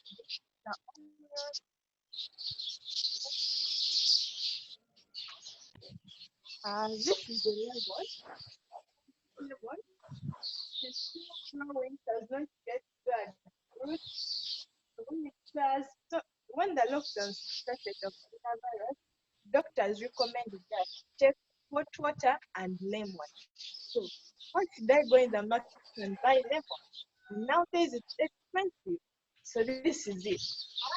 When it puts on, I am able to come and pick the fruit instead of spending money on the lemon. So it's so helpful. And also I'm going to show you this part. And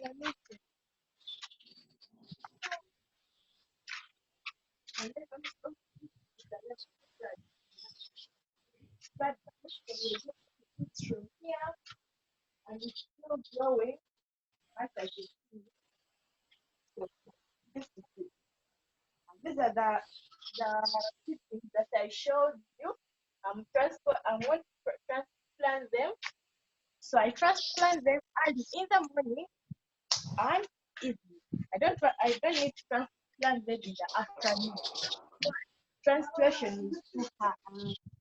Transplantation is too hard. The sunshine is too hot. This is how the agriculture helps me. And then also upon this, I managed, like I bought myself a school bag, and then also I bought myself like books, pens, that small stuff that I don't need to ask my parents. Yes, I can do that. From this, I get some money, I get market. I get market from school, from the neighboring, those neighbors, the neighboring centers. I go and then sell them and then get market. Any question? Yes, thank you, Joanne. It's a very interesting case study. I wanted to just find out if you have sisters and brothers at home and whether they help you with your project. Yes, I have them, and some do help, and then some are not concerned. So they see you doing something, planting, what, and they're like, "What are you doing?" I'm like, "Yes, I like it." So is there any plan to try and interest them in farming? Pardon? Do you have any plans of interesting your brothers and sisters in joining you? Yes, I have. Yes, I have. What do you intend to do to interest them?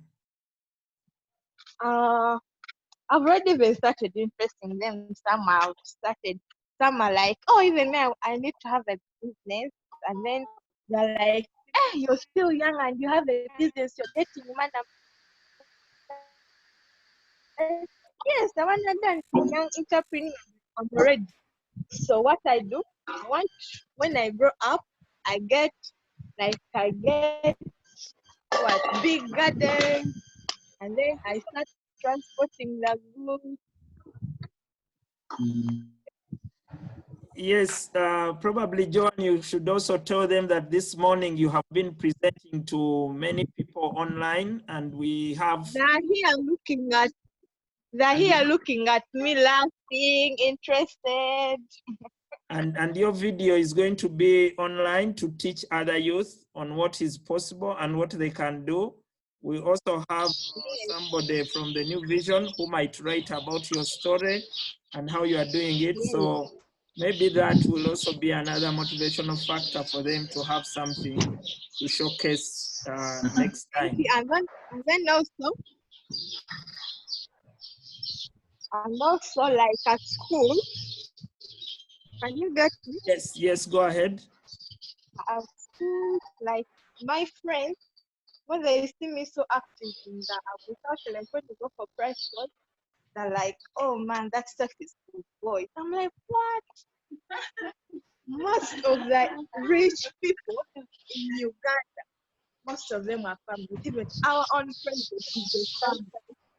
So, like, when they see you, that stuff is for boys, they start calling their family. Like, they're calling me that body. Hey. So what I advise them is that not like get that secret of farming. Not like when you do farming, it's not right. Like my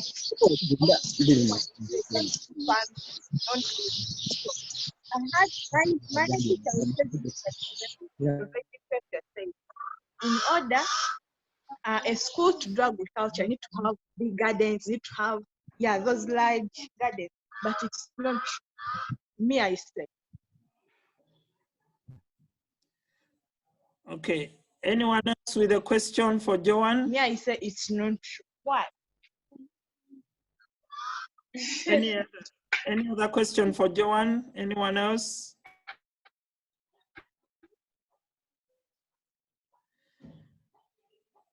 Okay, Joan, I think some more questions will come to you a little later. Let's see if we have someone else to present. We'll come back to you, Joan. Thank you for the presentation, Joan. Yes. Yes. Sorry, my audio was not coming on well. Okay. At some point I was disconnected. I wanted to, and I wasn't on when Joan was starting. I just wanted to note her name, her school, and what she's doing at home. My name is Ainemba Joan. I'm in senior 2. And then I studied from Muyanga High School. What I'm doing is urban farming. Like it's a small piece of land, but I do a lot there. I'm growing the tomatoes, the onions. So this. Okay, Joan, how do you run through your day? Just walk us through your day so that we know when you do the gardening and when you do the reading. Yeah. And in the morning, my reading, it makes it easy when I read early in the morning. I wake up in the morning, bathe, do stuff, take breakfast, get my book, sit on the table and do work. 4 hours are enough. I copy notes, like they send us notes online. So I do notes, I read. After reading, I look into my garden, pick some weeds that are there, do housework. In the evening, actually it's the right time I have. In the evening, normally for me, when I plant in the morning, I'm so like the sunshine burns up my crop. So sometimes I get discouraged. So I was like, let me do it in the evening. So I do it in the evening, I transplant, and then you find in the morning the crops are happy. Yeah. So Joan, when do you watch TV? When do you watch TV? I watch TV at night. That is, I watch TV at night. Yeah. Okay, thank you, Joan. We want to get someone else to present. Anyone else ready to make a presentation?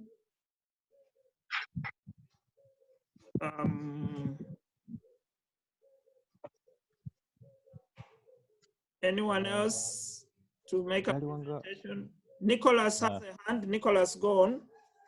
Yes, Madam Joan, I have a question to Joan. Yes. Yes, thank you so much. I am very impressed with your garden. It's very good work. My question is, how do you find balancing your garden work alongside your housework? Oh, and also, it's kind of a challenge because, like, I want to do my gardening, and also someone finds, Joanne, come and do something. I'm like, you guys aren't just saying I'm doing something, but of course I have to do it. I have to be there. So this is what I do.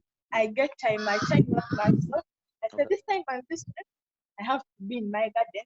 This time and this, when someone calls me, of course I have to do that thing. So I have to time up myself. Then I make sure I balance the both. Okay, that's good. Okay, let's move on to someone else. I can see somebody, S30, presenting something. I can see Galiwango. I can see Patience. Anyone wanting to present? Yeah.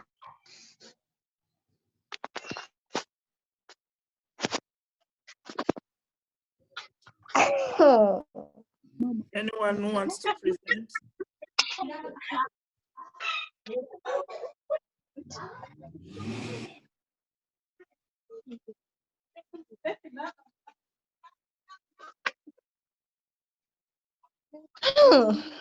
Yeah.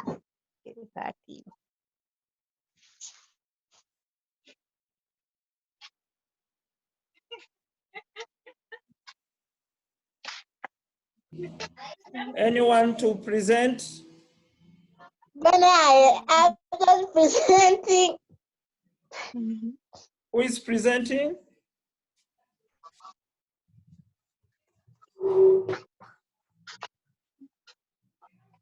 Anyone else to present?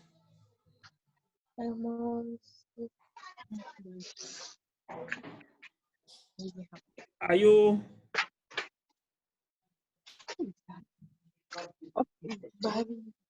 Are you presenting? Esther, are you presenting? What is the name?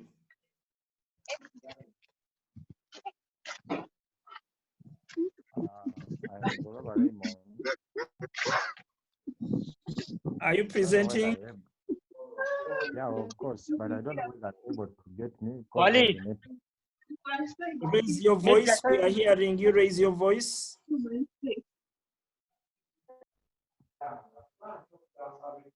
Hello, I'm Glover Raymond, a student in Mienga High School.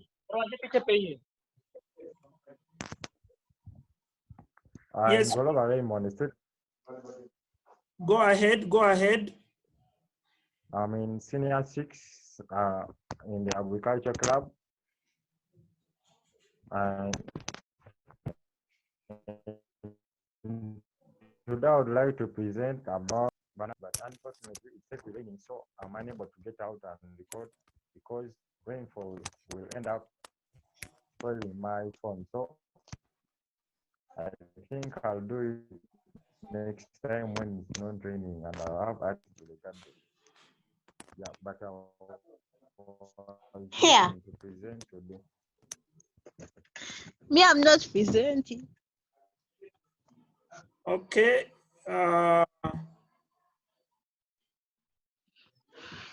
We need another person to present. Anyone else to present?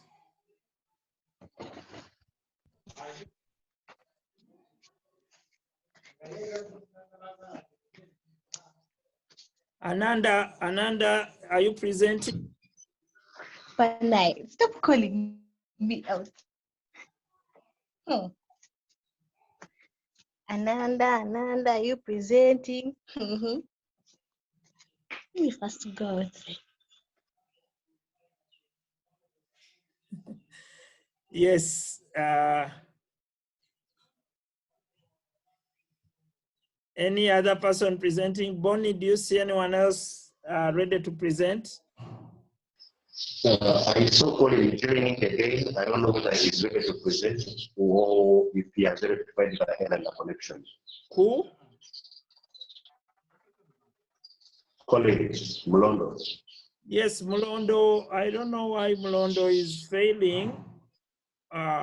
His connection has been, his microphone is lost also. Amos, can you take the rabbits?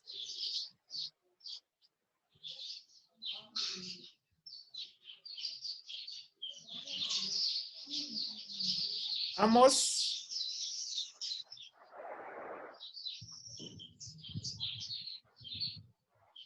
Amos?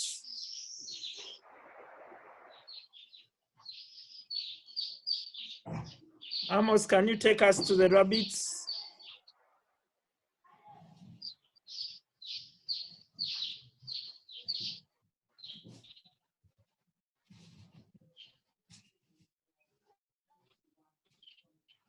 Amos, take us to the rabbits.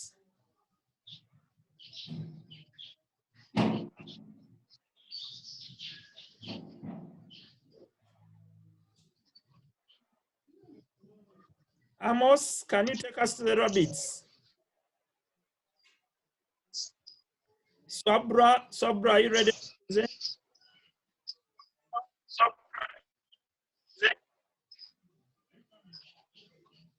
Yes, Amos, go on.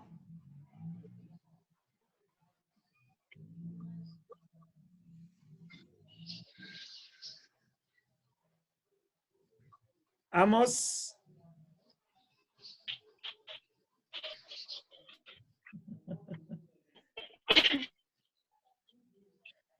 Swabra? As if Amos's microphone is still muted. I don't know Amos, but I can see also Swabra.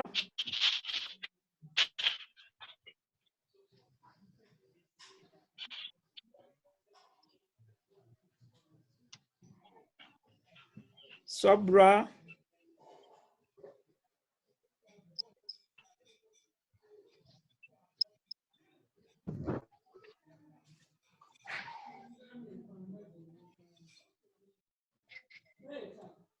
Are we losing all of you?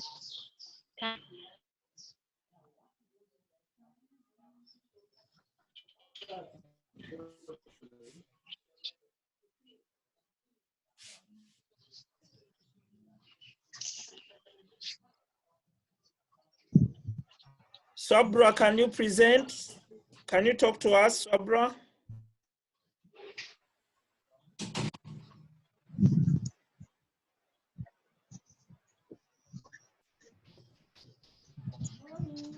Or can we go to Amos? Thank you.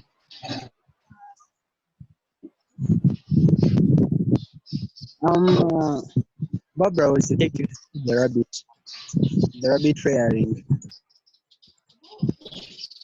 Okay.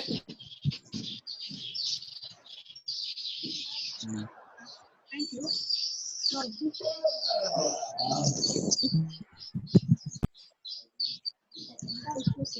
go on. The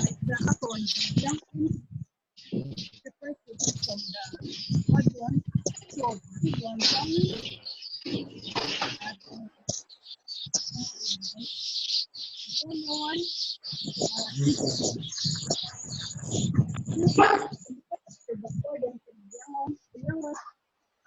And the winning, the one that are winning, they are straight down in the middle here, and then down the one that they are not straight forward and metal just there in the middle. We put them morning, give them next time as well. Even in the evening, we give them the feed. Like in the morning, we give them grindy maize. Then in the evening, we change and give them the potato vine. And yeah, we tie them up. Again, the next day we do that to keep them fine.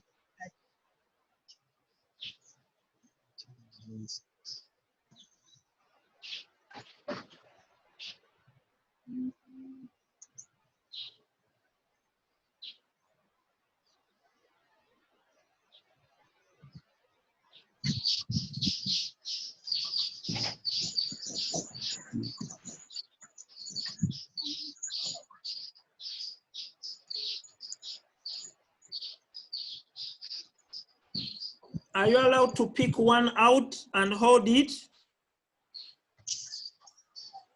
Yeah, it's fine.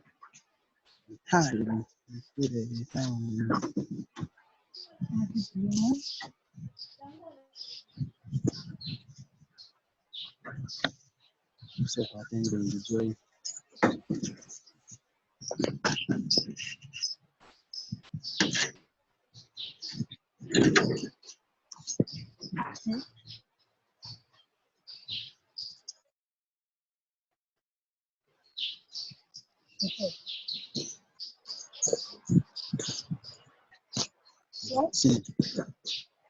We have this one, and this one is the female one. And it's pregnant as well. That's why you put it here.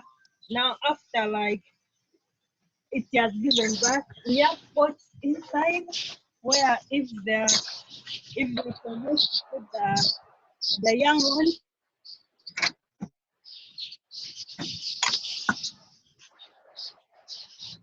as you can see, the pot is inside.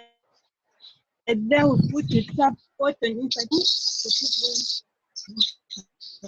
them. Can I take it back?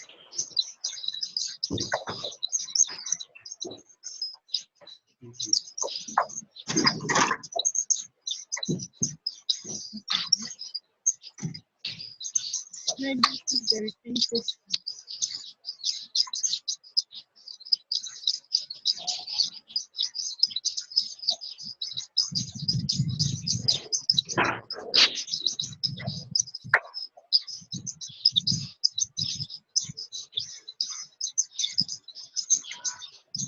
Okay. We have any questions for the team? Farak has a question. Farak, unmute yourself and ask the question. Yes, thank you. Yes, thank you so much for that wonderful presentation. And I wanted to kindly know from you, according to your experience, which breed do you think does the best on your farm, according to the diseases that do take place, according to the feeding, and so on and so forth? Which breed would you recommend me to start up with? Because to me, I have just gotten to realize more about rabbits. I haven't been knowing about them, but then I would just kindly want to know which breed would you advise someone to start with, which wouldn't really inquire in a lot of time and making it like maintaining it to be tiresome. Which breed would you recommend me to start up with?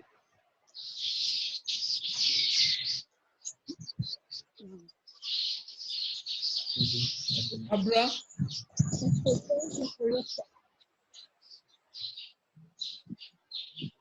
Thank you for the question.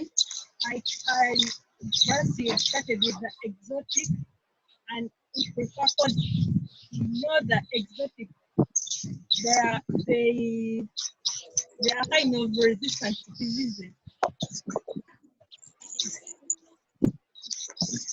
That's why I would just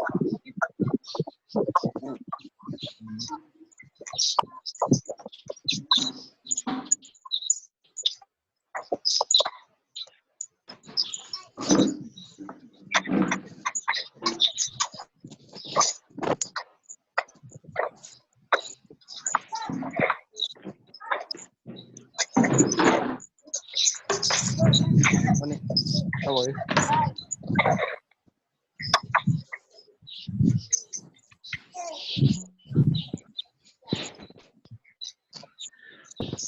Amara, do you have a question? I can see your hand up. Yes, I have a question.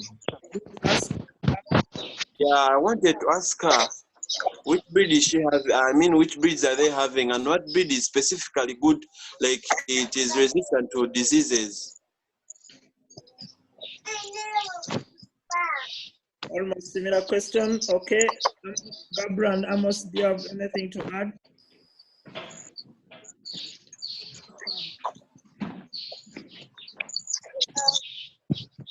Anything to add on? about the diseases and the breed that is best.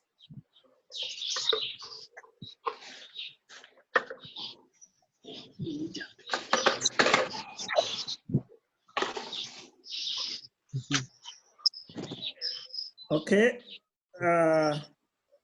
Probably we are not getting answers. Farak, do you have another question? Yes, madam. She didn't really answer my question because my question was, which type of breed would she recommend? She just said it's hybrid is the best, but I do not know which exactly breed would I really start with.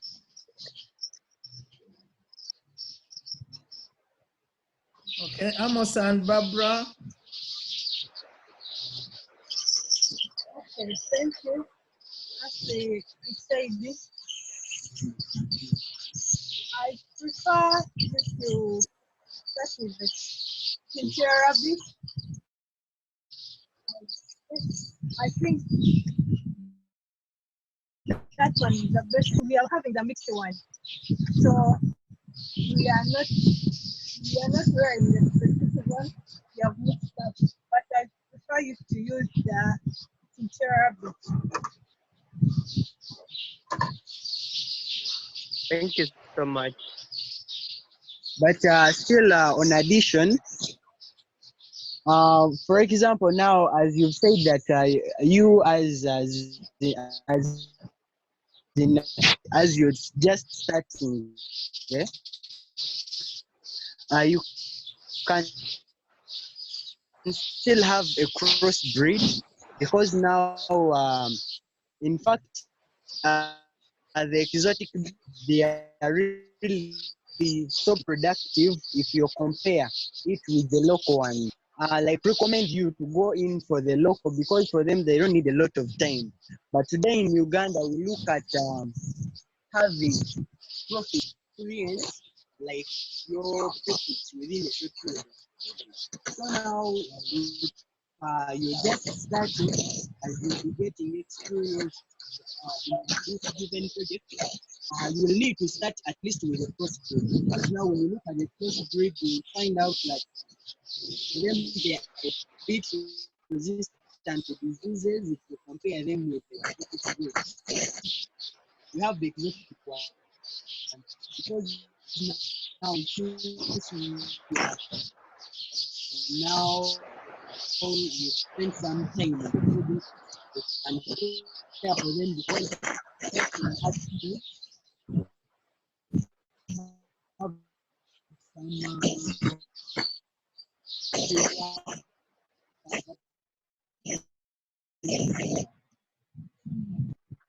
because now for it does not require a lot of time.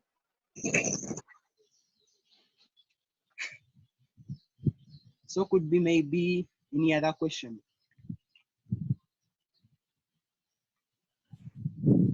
Thank you, Amos and Barbara. Mr. Bonnet, do you see any other person who is here to present?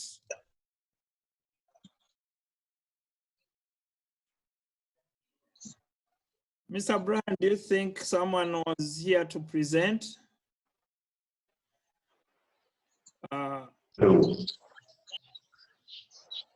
Farak has a question. Farak? Yes, madam. You were asking if there is anyone else to present, and I wanted to go through my presentation. That's why I raised my hand. You made an earlier presentation, Farak. Do you want to present again? No, yes, madam. I made a presentation earlier on, but then I didn't view what I really had because of the rain. Due to the fact that I presented very early in the morning when rain was still raining. So right now, I was just requesting to go through my garden just for like about 5 to 6 minutes to view what I have and what I was speaking about. Okay, go ahead, Farak. Go ahead, Farak. Okay, good morning, dear ladies and gentlemen, once again. I am Palakshir from Muyenga High School. I'm in senior 4 and I'm 18 years old. Right now I'm in my garden. I would like to view what I really have in my garden and what I've really been speaking about due to the time I was given earlier back. Yes, this is the spinach. Before, let me just kindly move this side and show you a little bit better. Yes, basically this is the garden. It is having rows. As you can see, this is the first one, this is the second, that's the third one, that's the fourth, and that's the fifth. So far I had planted in 3 rows, and I would like to begin by showing you the spinach that I have around here. This is how I planted the spinach, and I planted it on 10th April, and today is 18. So today is 10. Yeah, 18th. Yeah, so today it's their 8th day, and you can see their growth. It's way much healthier due to the speech that I gave earlier that I use organic manure, which is more productive to me, and it saves a lot of costs, and it's even cheaper. So this is the spinach.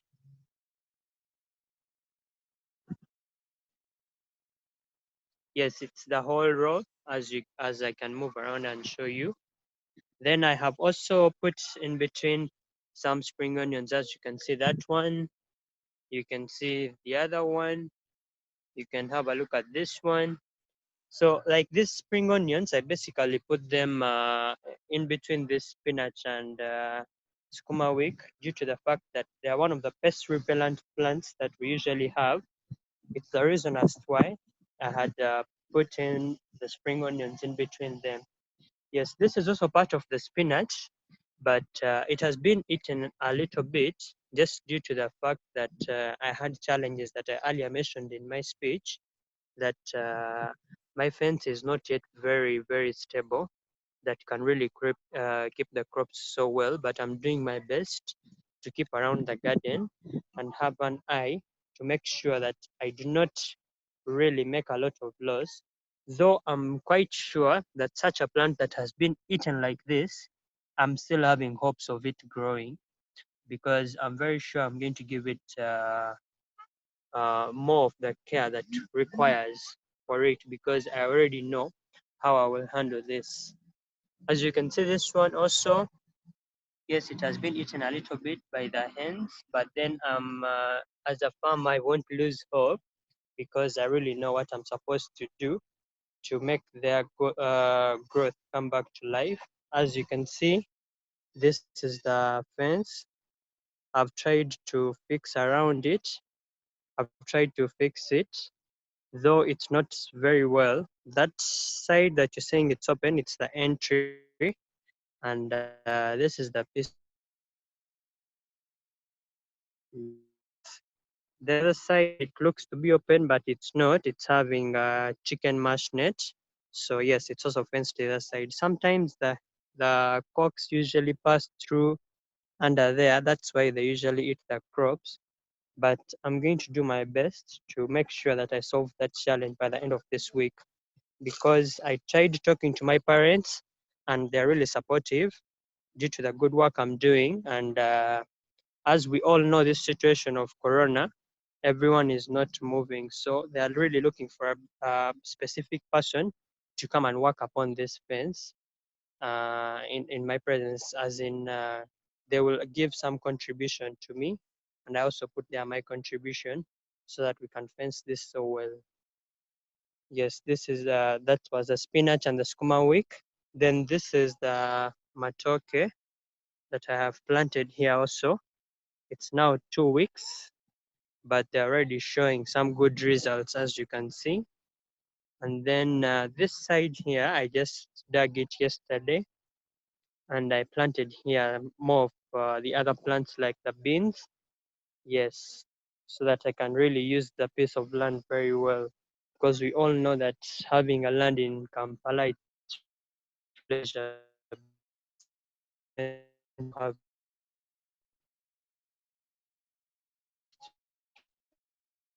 this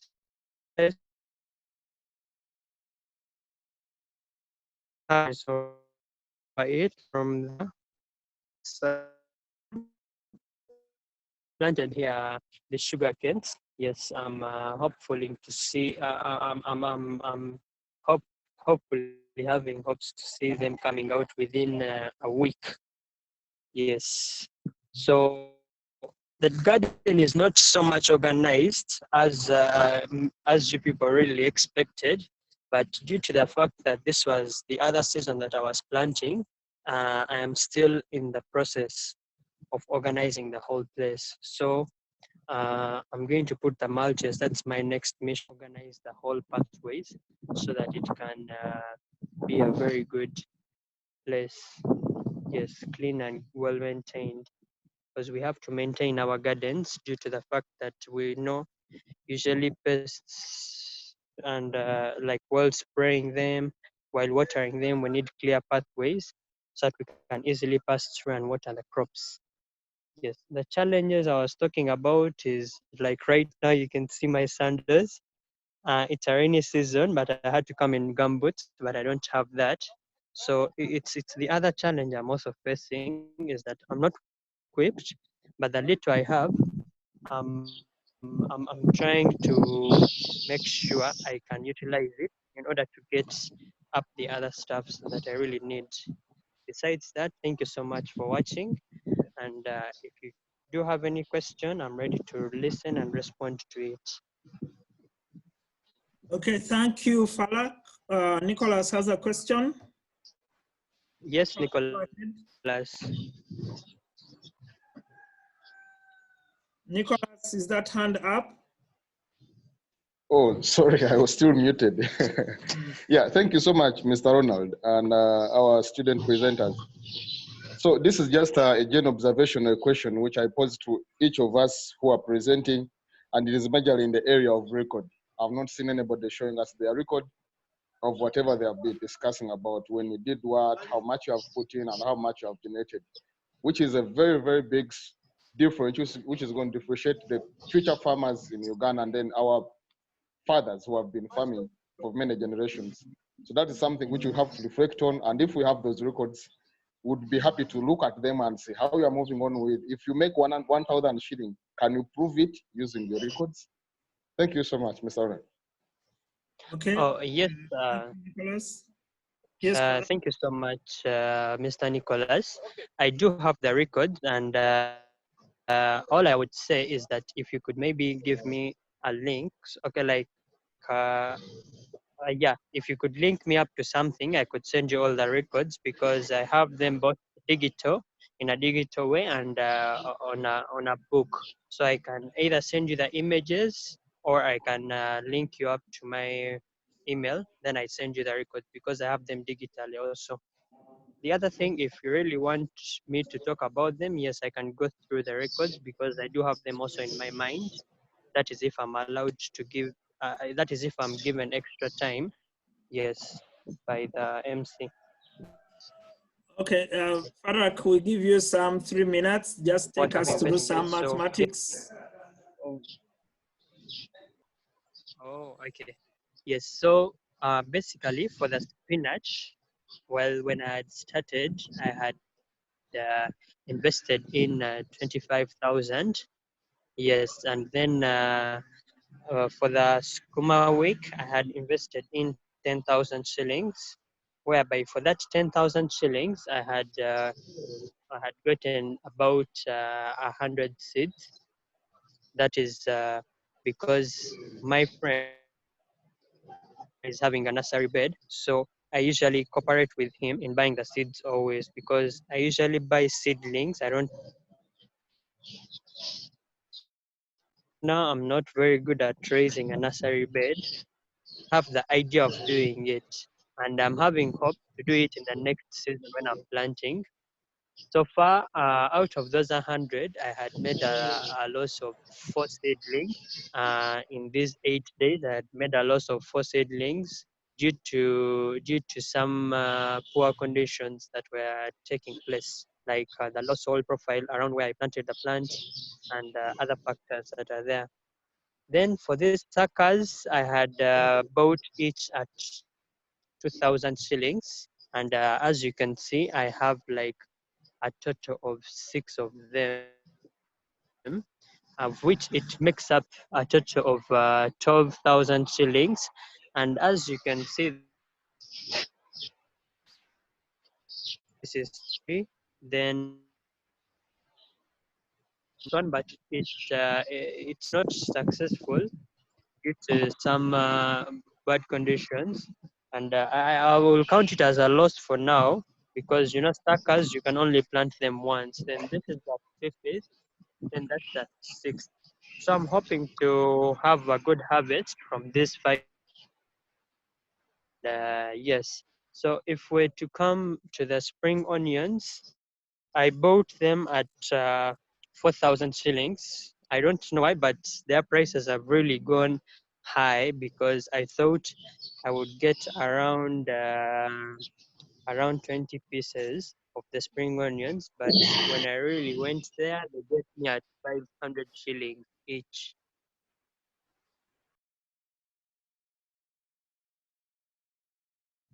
Yes, and I planted them here. So if I'm to like roughly calculate on how much I invested in, it gives me a total of about 48 to 50,000 shillings for the crops only. Then for the case of the manure and the other things, like the case of the manure is more of free to me, because I have a neighbor who is carrying out poultry, and she's a lady. She usually dumps them, but then I really requested her so that I can utilize that to make sure I can boost up the gardens, the yields of the garden. So that's how I've best used the manure, and I don't incur in any cost for now. Maybe in future when these crops grow, and I'll have to maybe treat if they have some disease that is not really going to work out with those organic manure, I will buy the chemicals. Then besides that, apart from the crops, I had invested in this fencing. Yes, I had invested in a total of 90,000 on just buying this net, the mash chicken net. Yes, the mash chicken net I had bought, as you can see that side. Yes, I invested about 90,000. So if we're to like roughly calculate on how much I invested in before I started this project for this season is 140,000 shillings.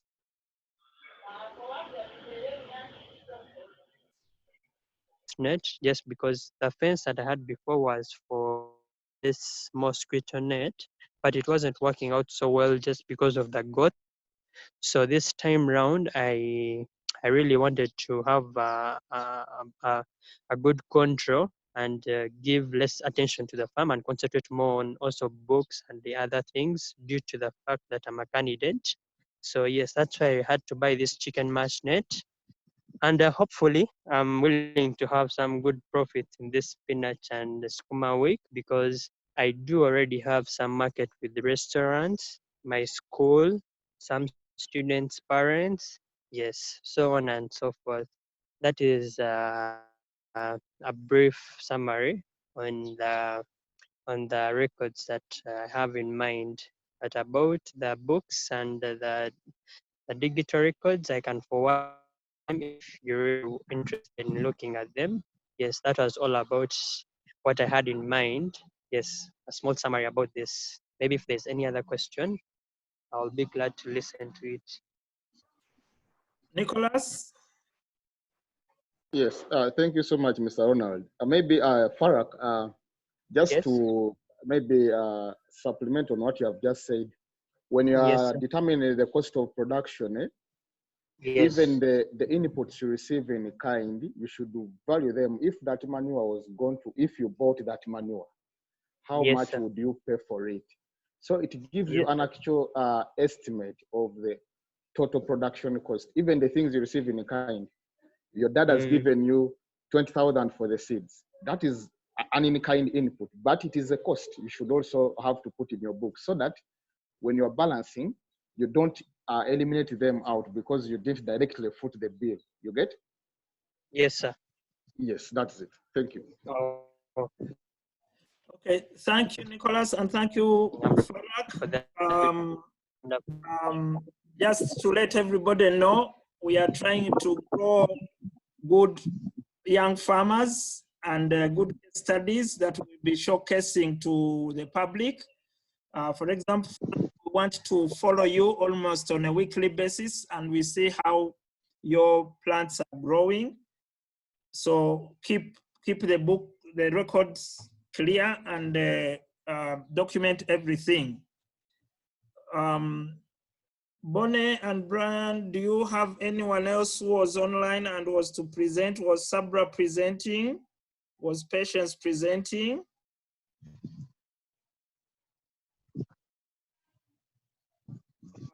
Was Ananda presenting?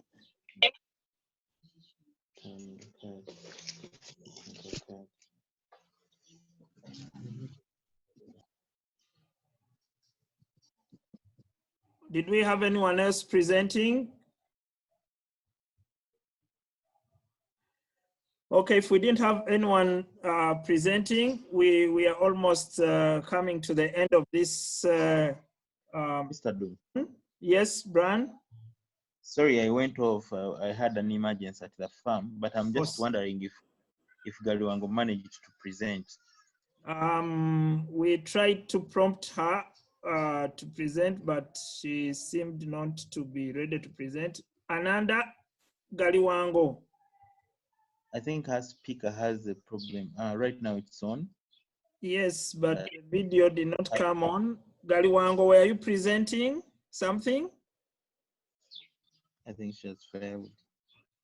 Okay. Okay.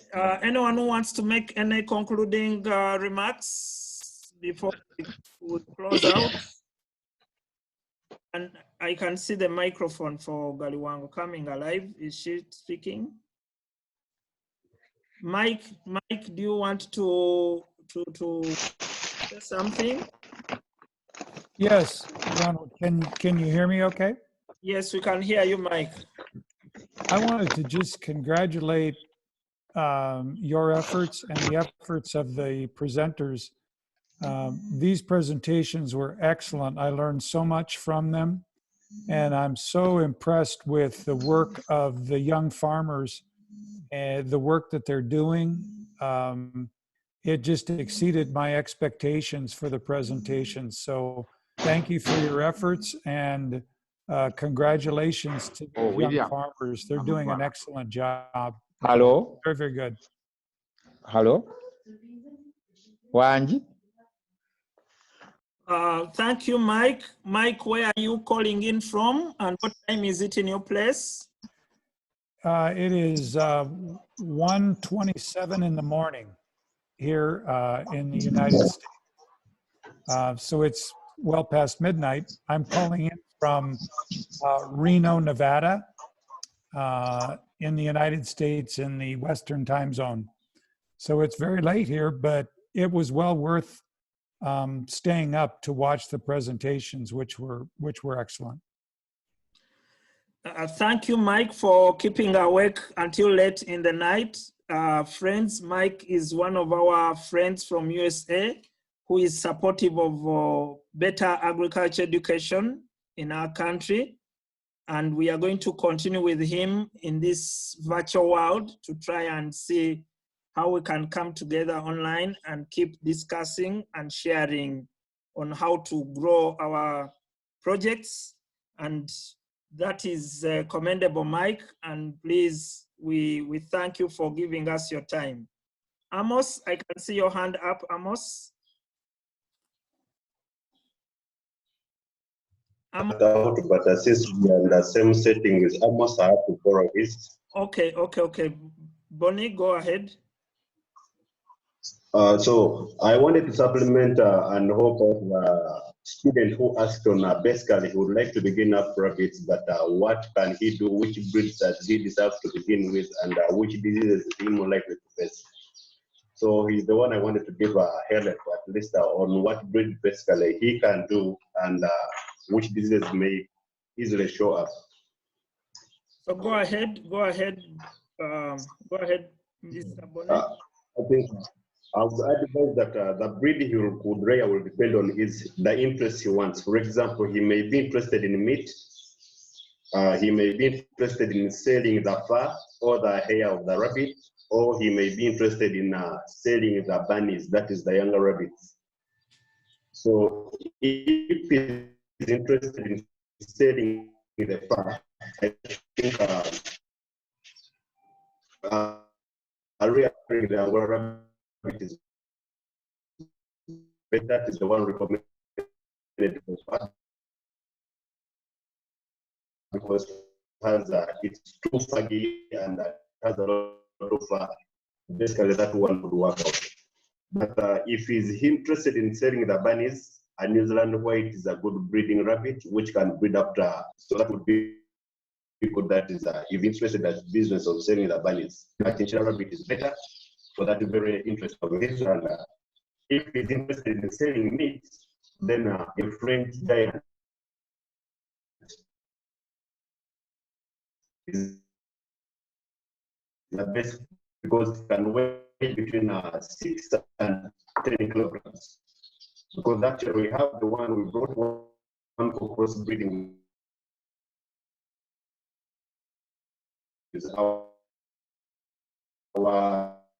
females, and the bunnies are really doing well. So that's basically on which breed he can. He should be very careful on foot and mouth. That is by preventing first that feeds a little bit, be free from dampness. That is where rabbits are resting. That's why you see inside the cage we have the resting mesh or the resting mesh where the rabbits really rest from, and down below it was an iron sheet to take him out, and I think he has got something. But I'm so glad for the presentation that the young farmers have made, and I'm really happy for everybody who has been listening into the morning. Thanks. Okay, thank you, Bon.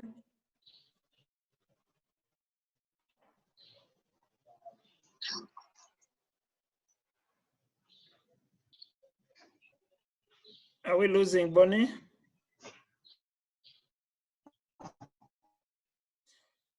Bonnie, we are losing you. I can't hear you anymore.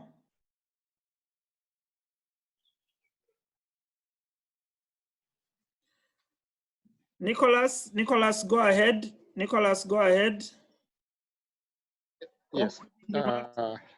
Thank you so much, Mr. Ronald.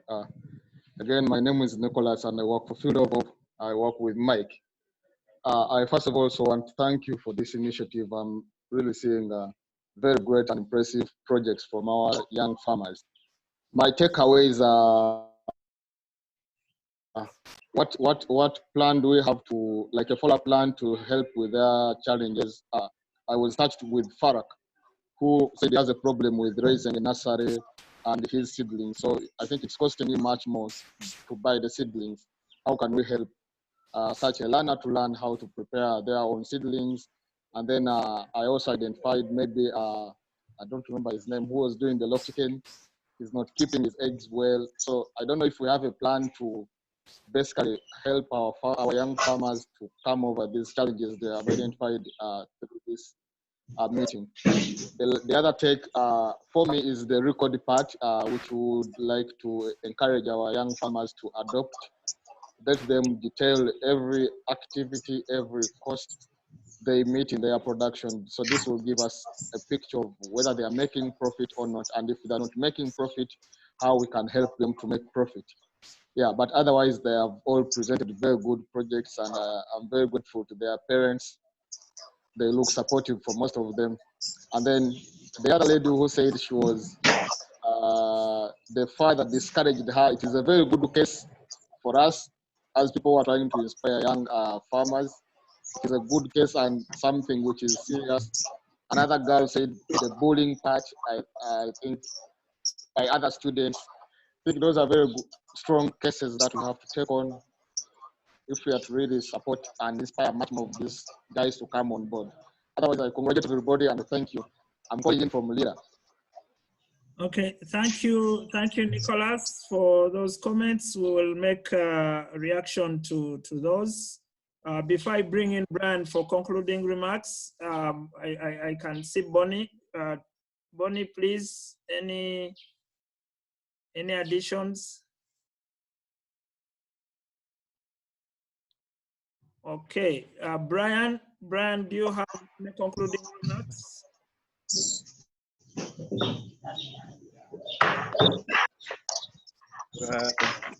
Good morning once again. I have now the environment. I'm at the farm. If you can hear me well. For me, I would love to thank, first of all, you, Mr. Dungu, for organizing this meeting. Also for Bone for mobilizing his students. Many of the people that were on the meeting were his students, and that's very nice of him. I also thank Mike for encouragement. I thank him for sacrificing time. This is supposed to be the best time for him in Nevada where he is, but he's still online. I also want to thank all of the students that are putting in an effort to carry out our projects at home and at school. We just need to tidy up a few areas like Nicholas mentioned, areas like record keeping, areas like doing the proper management practices, be it in crop or in animal, so that when we are pitching our ideas, we are actually showing the right thing that we are supposed to be doing. So, I hope next time we shall have more students, more teachers, different schools, so that the experience is better. Thank you so much. Okay, thank you, Brian. I can still see a hand. Go ahead. I wanted to comment on how Nicholas's comment, like how we can help out some students. Like Faraka's challenge is that he's just purchasing the seedlings, reason being he can't be able to make a nursery. So that's why we are coming up with some forums that are joining both teachers, other educators, then other experts like extension workers, and then the students themselves together. So I guess I'll have him added to I think the Bats Young Farmers group today evening, and then we shall have a class on how to prepare a nursery bed. So basically, I think I'll be able to help him out from there. And then for the boy with the local chicken, how to handle eggs, I think we shall have the same class. And then still we shall have a class on record keeping. Thanks.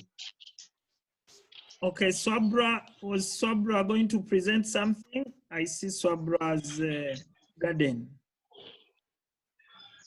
Swabra, were you presenting? Yes, sir. Yes, we can still have you, Swabra.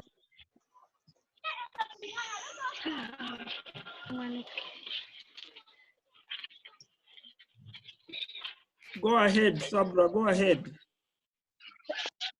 I'll explain to you.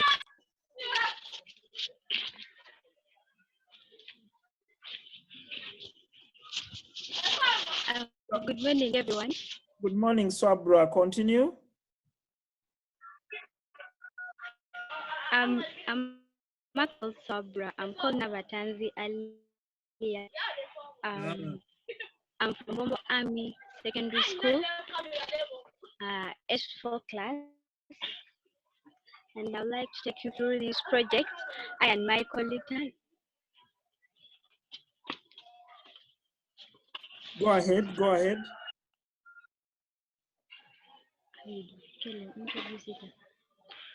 By the names of Ahmed Yahya, I would like to take you through the project of urban farming.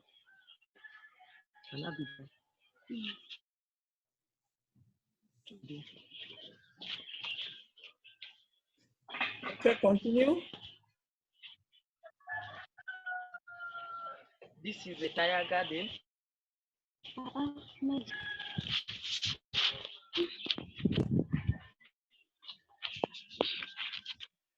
you can see the garden. Lower the phone. Lower the phone. We can't see the tires. We are the garden.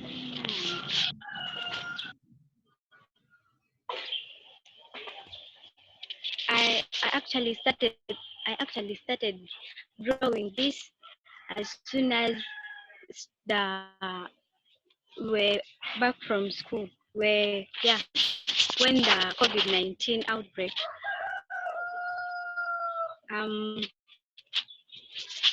We stopped on Friday, and I started this project the next Friday, 1 week closing. I didn't start the project alone, but I was with my colleague. He also helped me in filling the sacks with soil, and my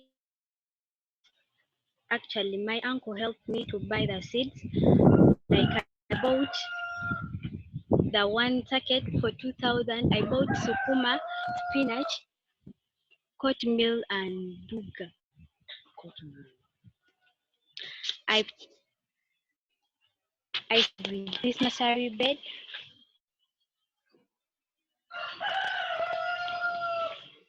Hope you are seeing it.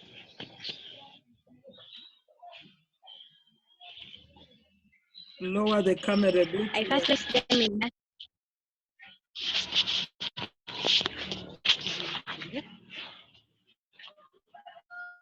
Okay, we can now see. Yeah, I first placed them in the nursery bed and transferred them after 3 weeks. Before transferring during the course of those 3 weeks, I was to fill the sacks. Then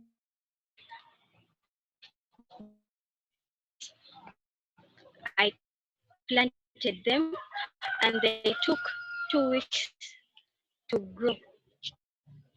And I don't specifically purchase them for sale. I just grow them for home consumption.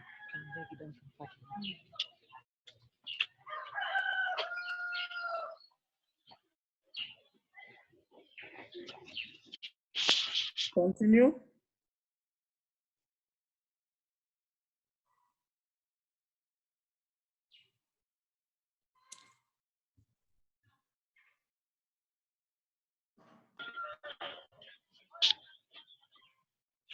Positioning the camera is a problem. Well, fortunately, I haven't yet incurred much, I haven't faced much problems yet, and the crops are doing well.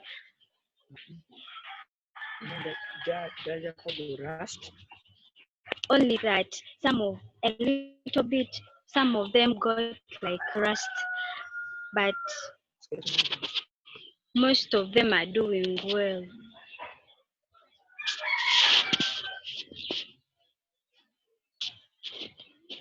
Okay, thank you, Sabra. Is your friend presenting something also?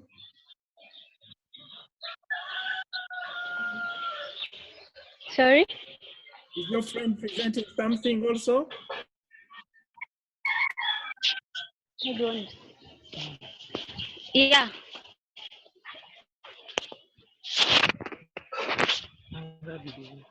This one is the project Derby.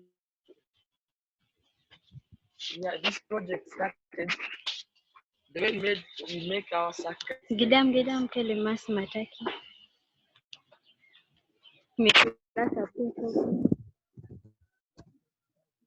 This one.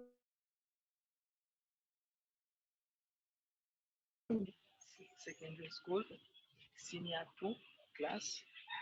The way I made this garden, you get a vent pipe. You get a vent pipe, you put it in the middle of the sack, and you start packing soil. You pick our soils from the rubbish pit. As you're packing, you're picking the biodegradables. After you fill it up to any level you want and you carry the green pipe, the stones will remain in the middle of the sack. And you give the sack to rest for like 1 week or 2 weeks. After you come and you plant, either you can see here the planted as in the side of in the middle of the sack. There are also some plants. And maybe the problems I'm having here is this is rust. It is now going away. Rusty and there are some aphids.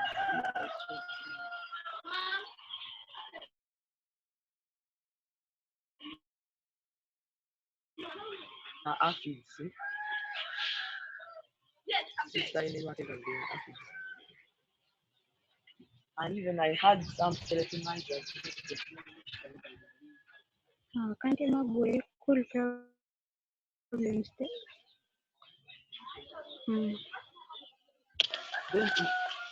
Na utatamska na kaoni.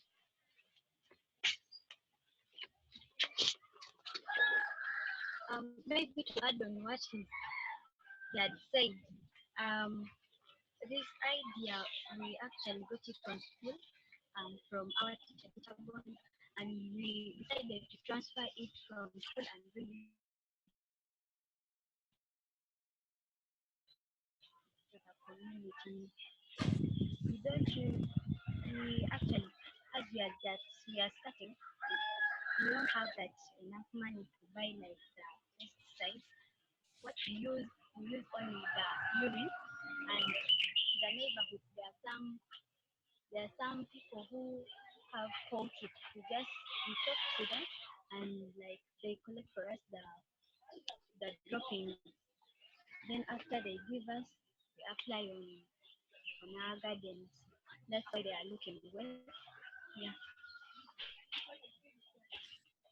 Okay, thank you, team.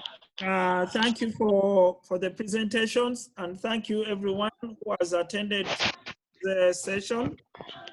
It's been a pleasure having all of you.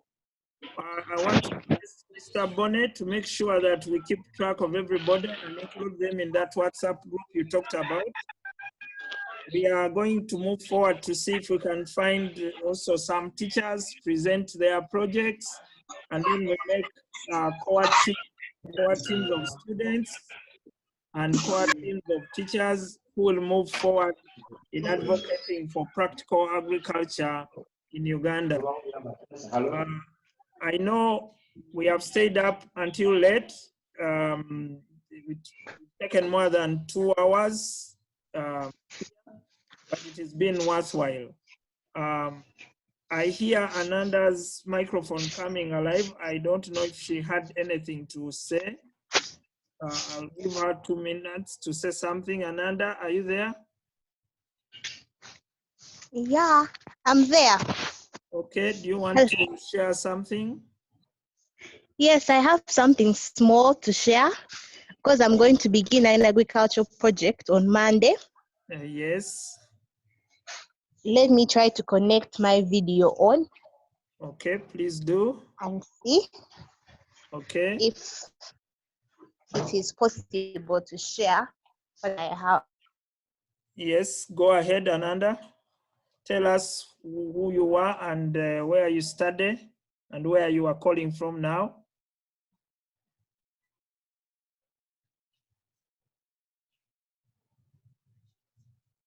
Ananda, have we lost you?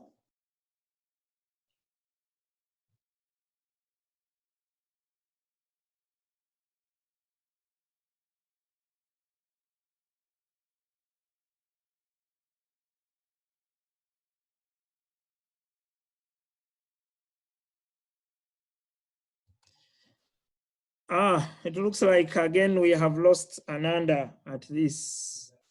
She was going to tell us about the project she's starting.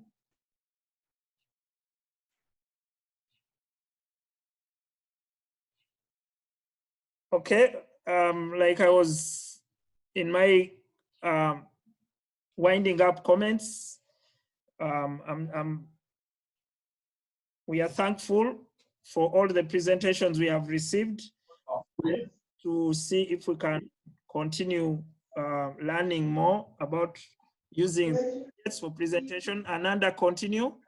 I'm so sorry about the setback. I was trying to get the laptop because I'm hotspotting using a laptop. But I think I'm ready to continue showing you this.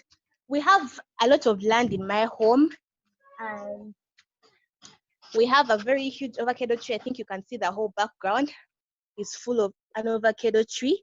It has stood for more than 10 years as we speak. It's here. Let me show you some of the fruits that we have on this avocado tree over here. You can see this very humongous avocado. It's almost harvesting time. You can see these ones. These ones are actually next to the ground. They're almost touching the ground here. You can see that this is actually on the ground level. You can see these ones practically on the ground. And this avocado tree that I'm showing you is 10 years old. It has been with us since we started building this house. And on Monday, I'm going to start an agricultural project in this area that I'm going to show you. I'm going to do some cleaning. This area that I'm in, we have some bananas as we speak. There are bananas here. There are some few bananas that we have there. We tried growing oranges, but then we have a major problem of snails. Snails are our biggest problem. We also tried growing okra, but you can see that it got diseased. The okra is diseased. And we're still trying to find out why. And yeah, you can see the banana plantations and this whole area. I'm going to clean it up. Oh yeah, we have an okra here. One of our okras that was actually able to succeed. This whole area, I'm going to use it to grow nakati and some cabbages. And then I'm going to take it to another area where I'm going to extend on growing yams. And also want to grow some passion fruits and oranges. Let me hurry up and show you this area. Yeah, we also have guavas.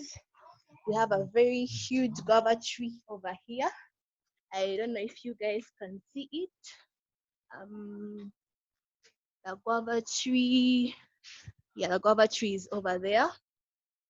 And then I'm going to take you to the area where I'm going to grow yams starting on Monday.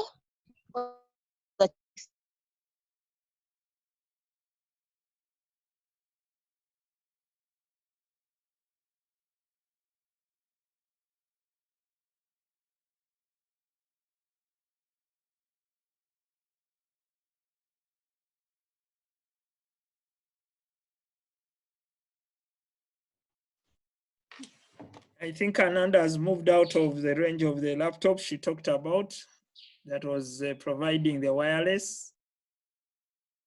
She needed to stay within reach.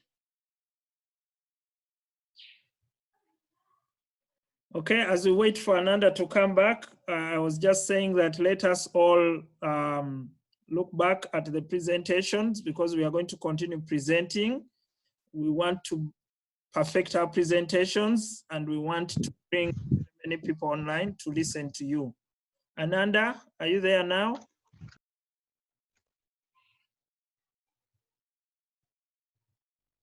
Yes, I'm trying to get the laptop. I think you walked away from the laptop and you lost the connection. Yes, I walked away from it, but it is coming.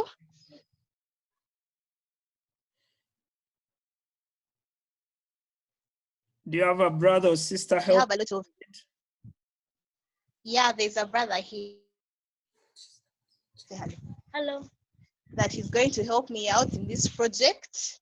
We have a lot of land and we're going to try to grow some vegetables. Since we are still at home, quarantine time, I used to grow vegetables, but then I could not balance my academics. So I decided to first put it on hold. But I'm showing you an orange tree that we have. It has been there for a whole year, and I think for the first time, fruits.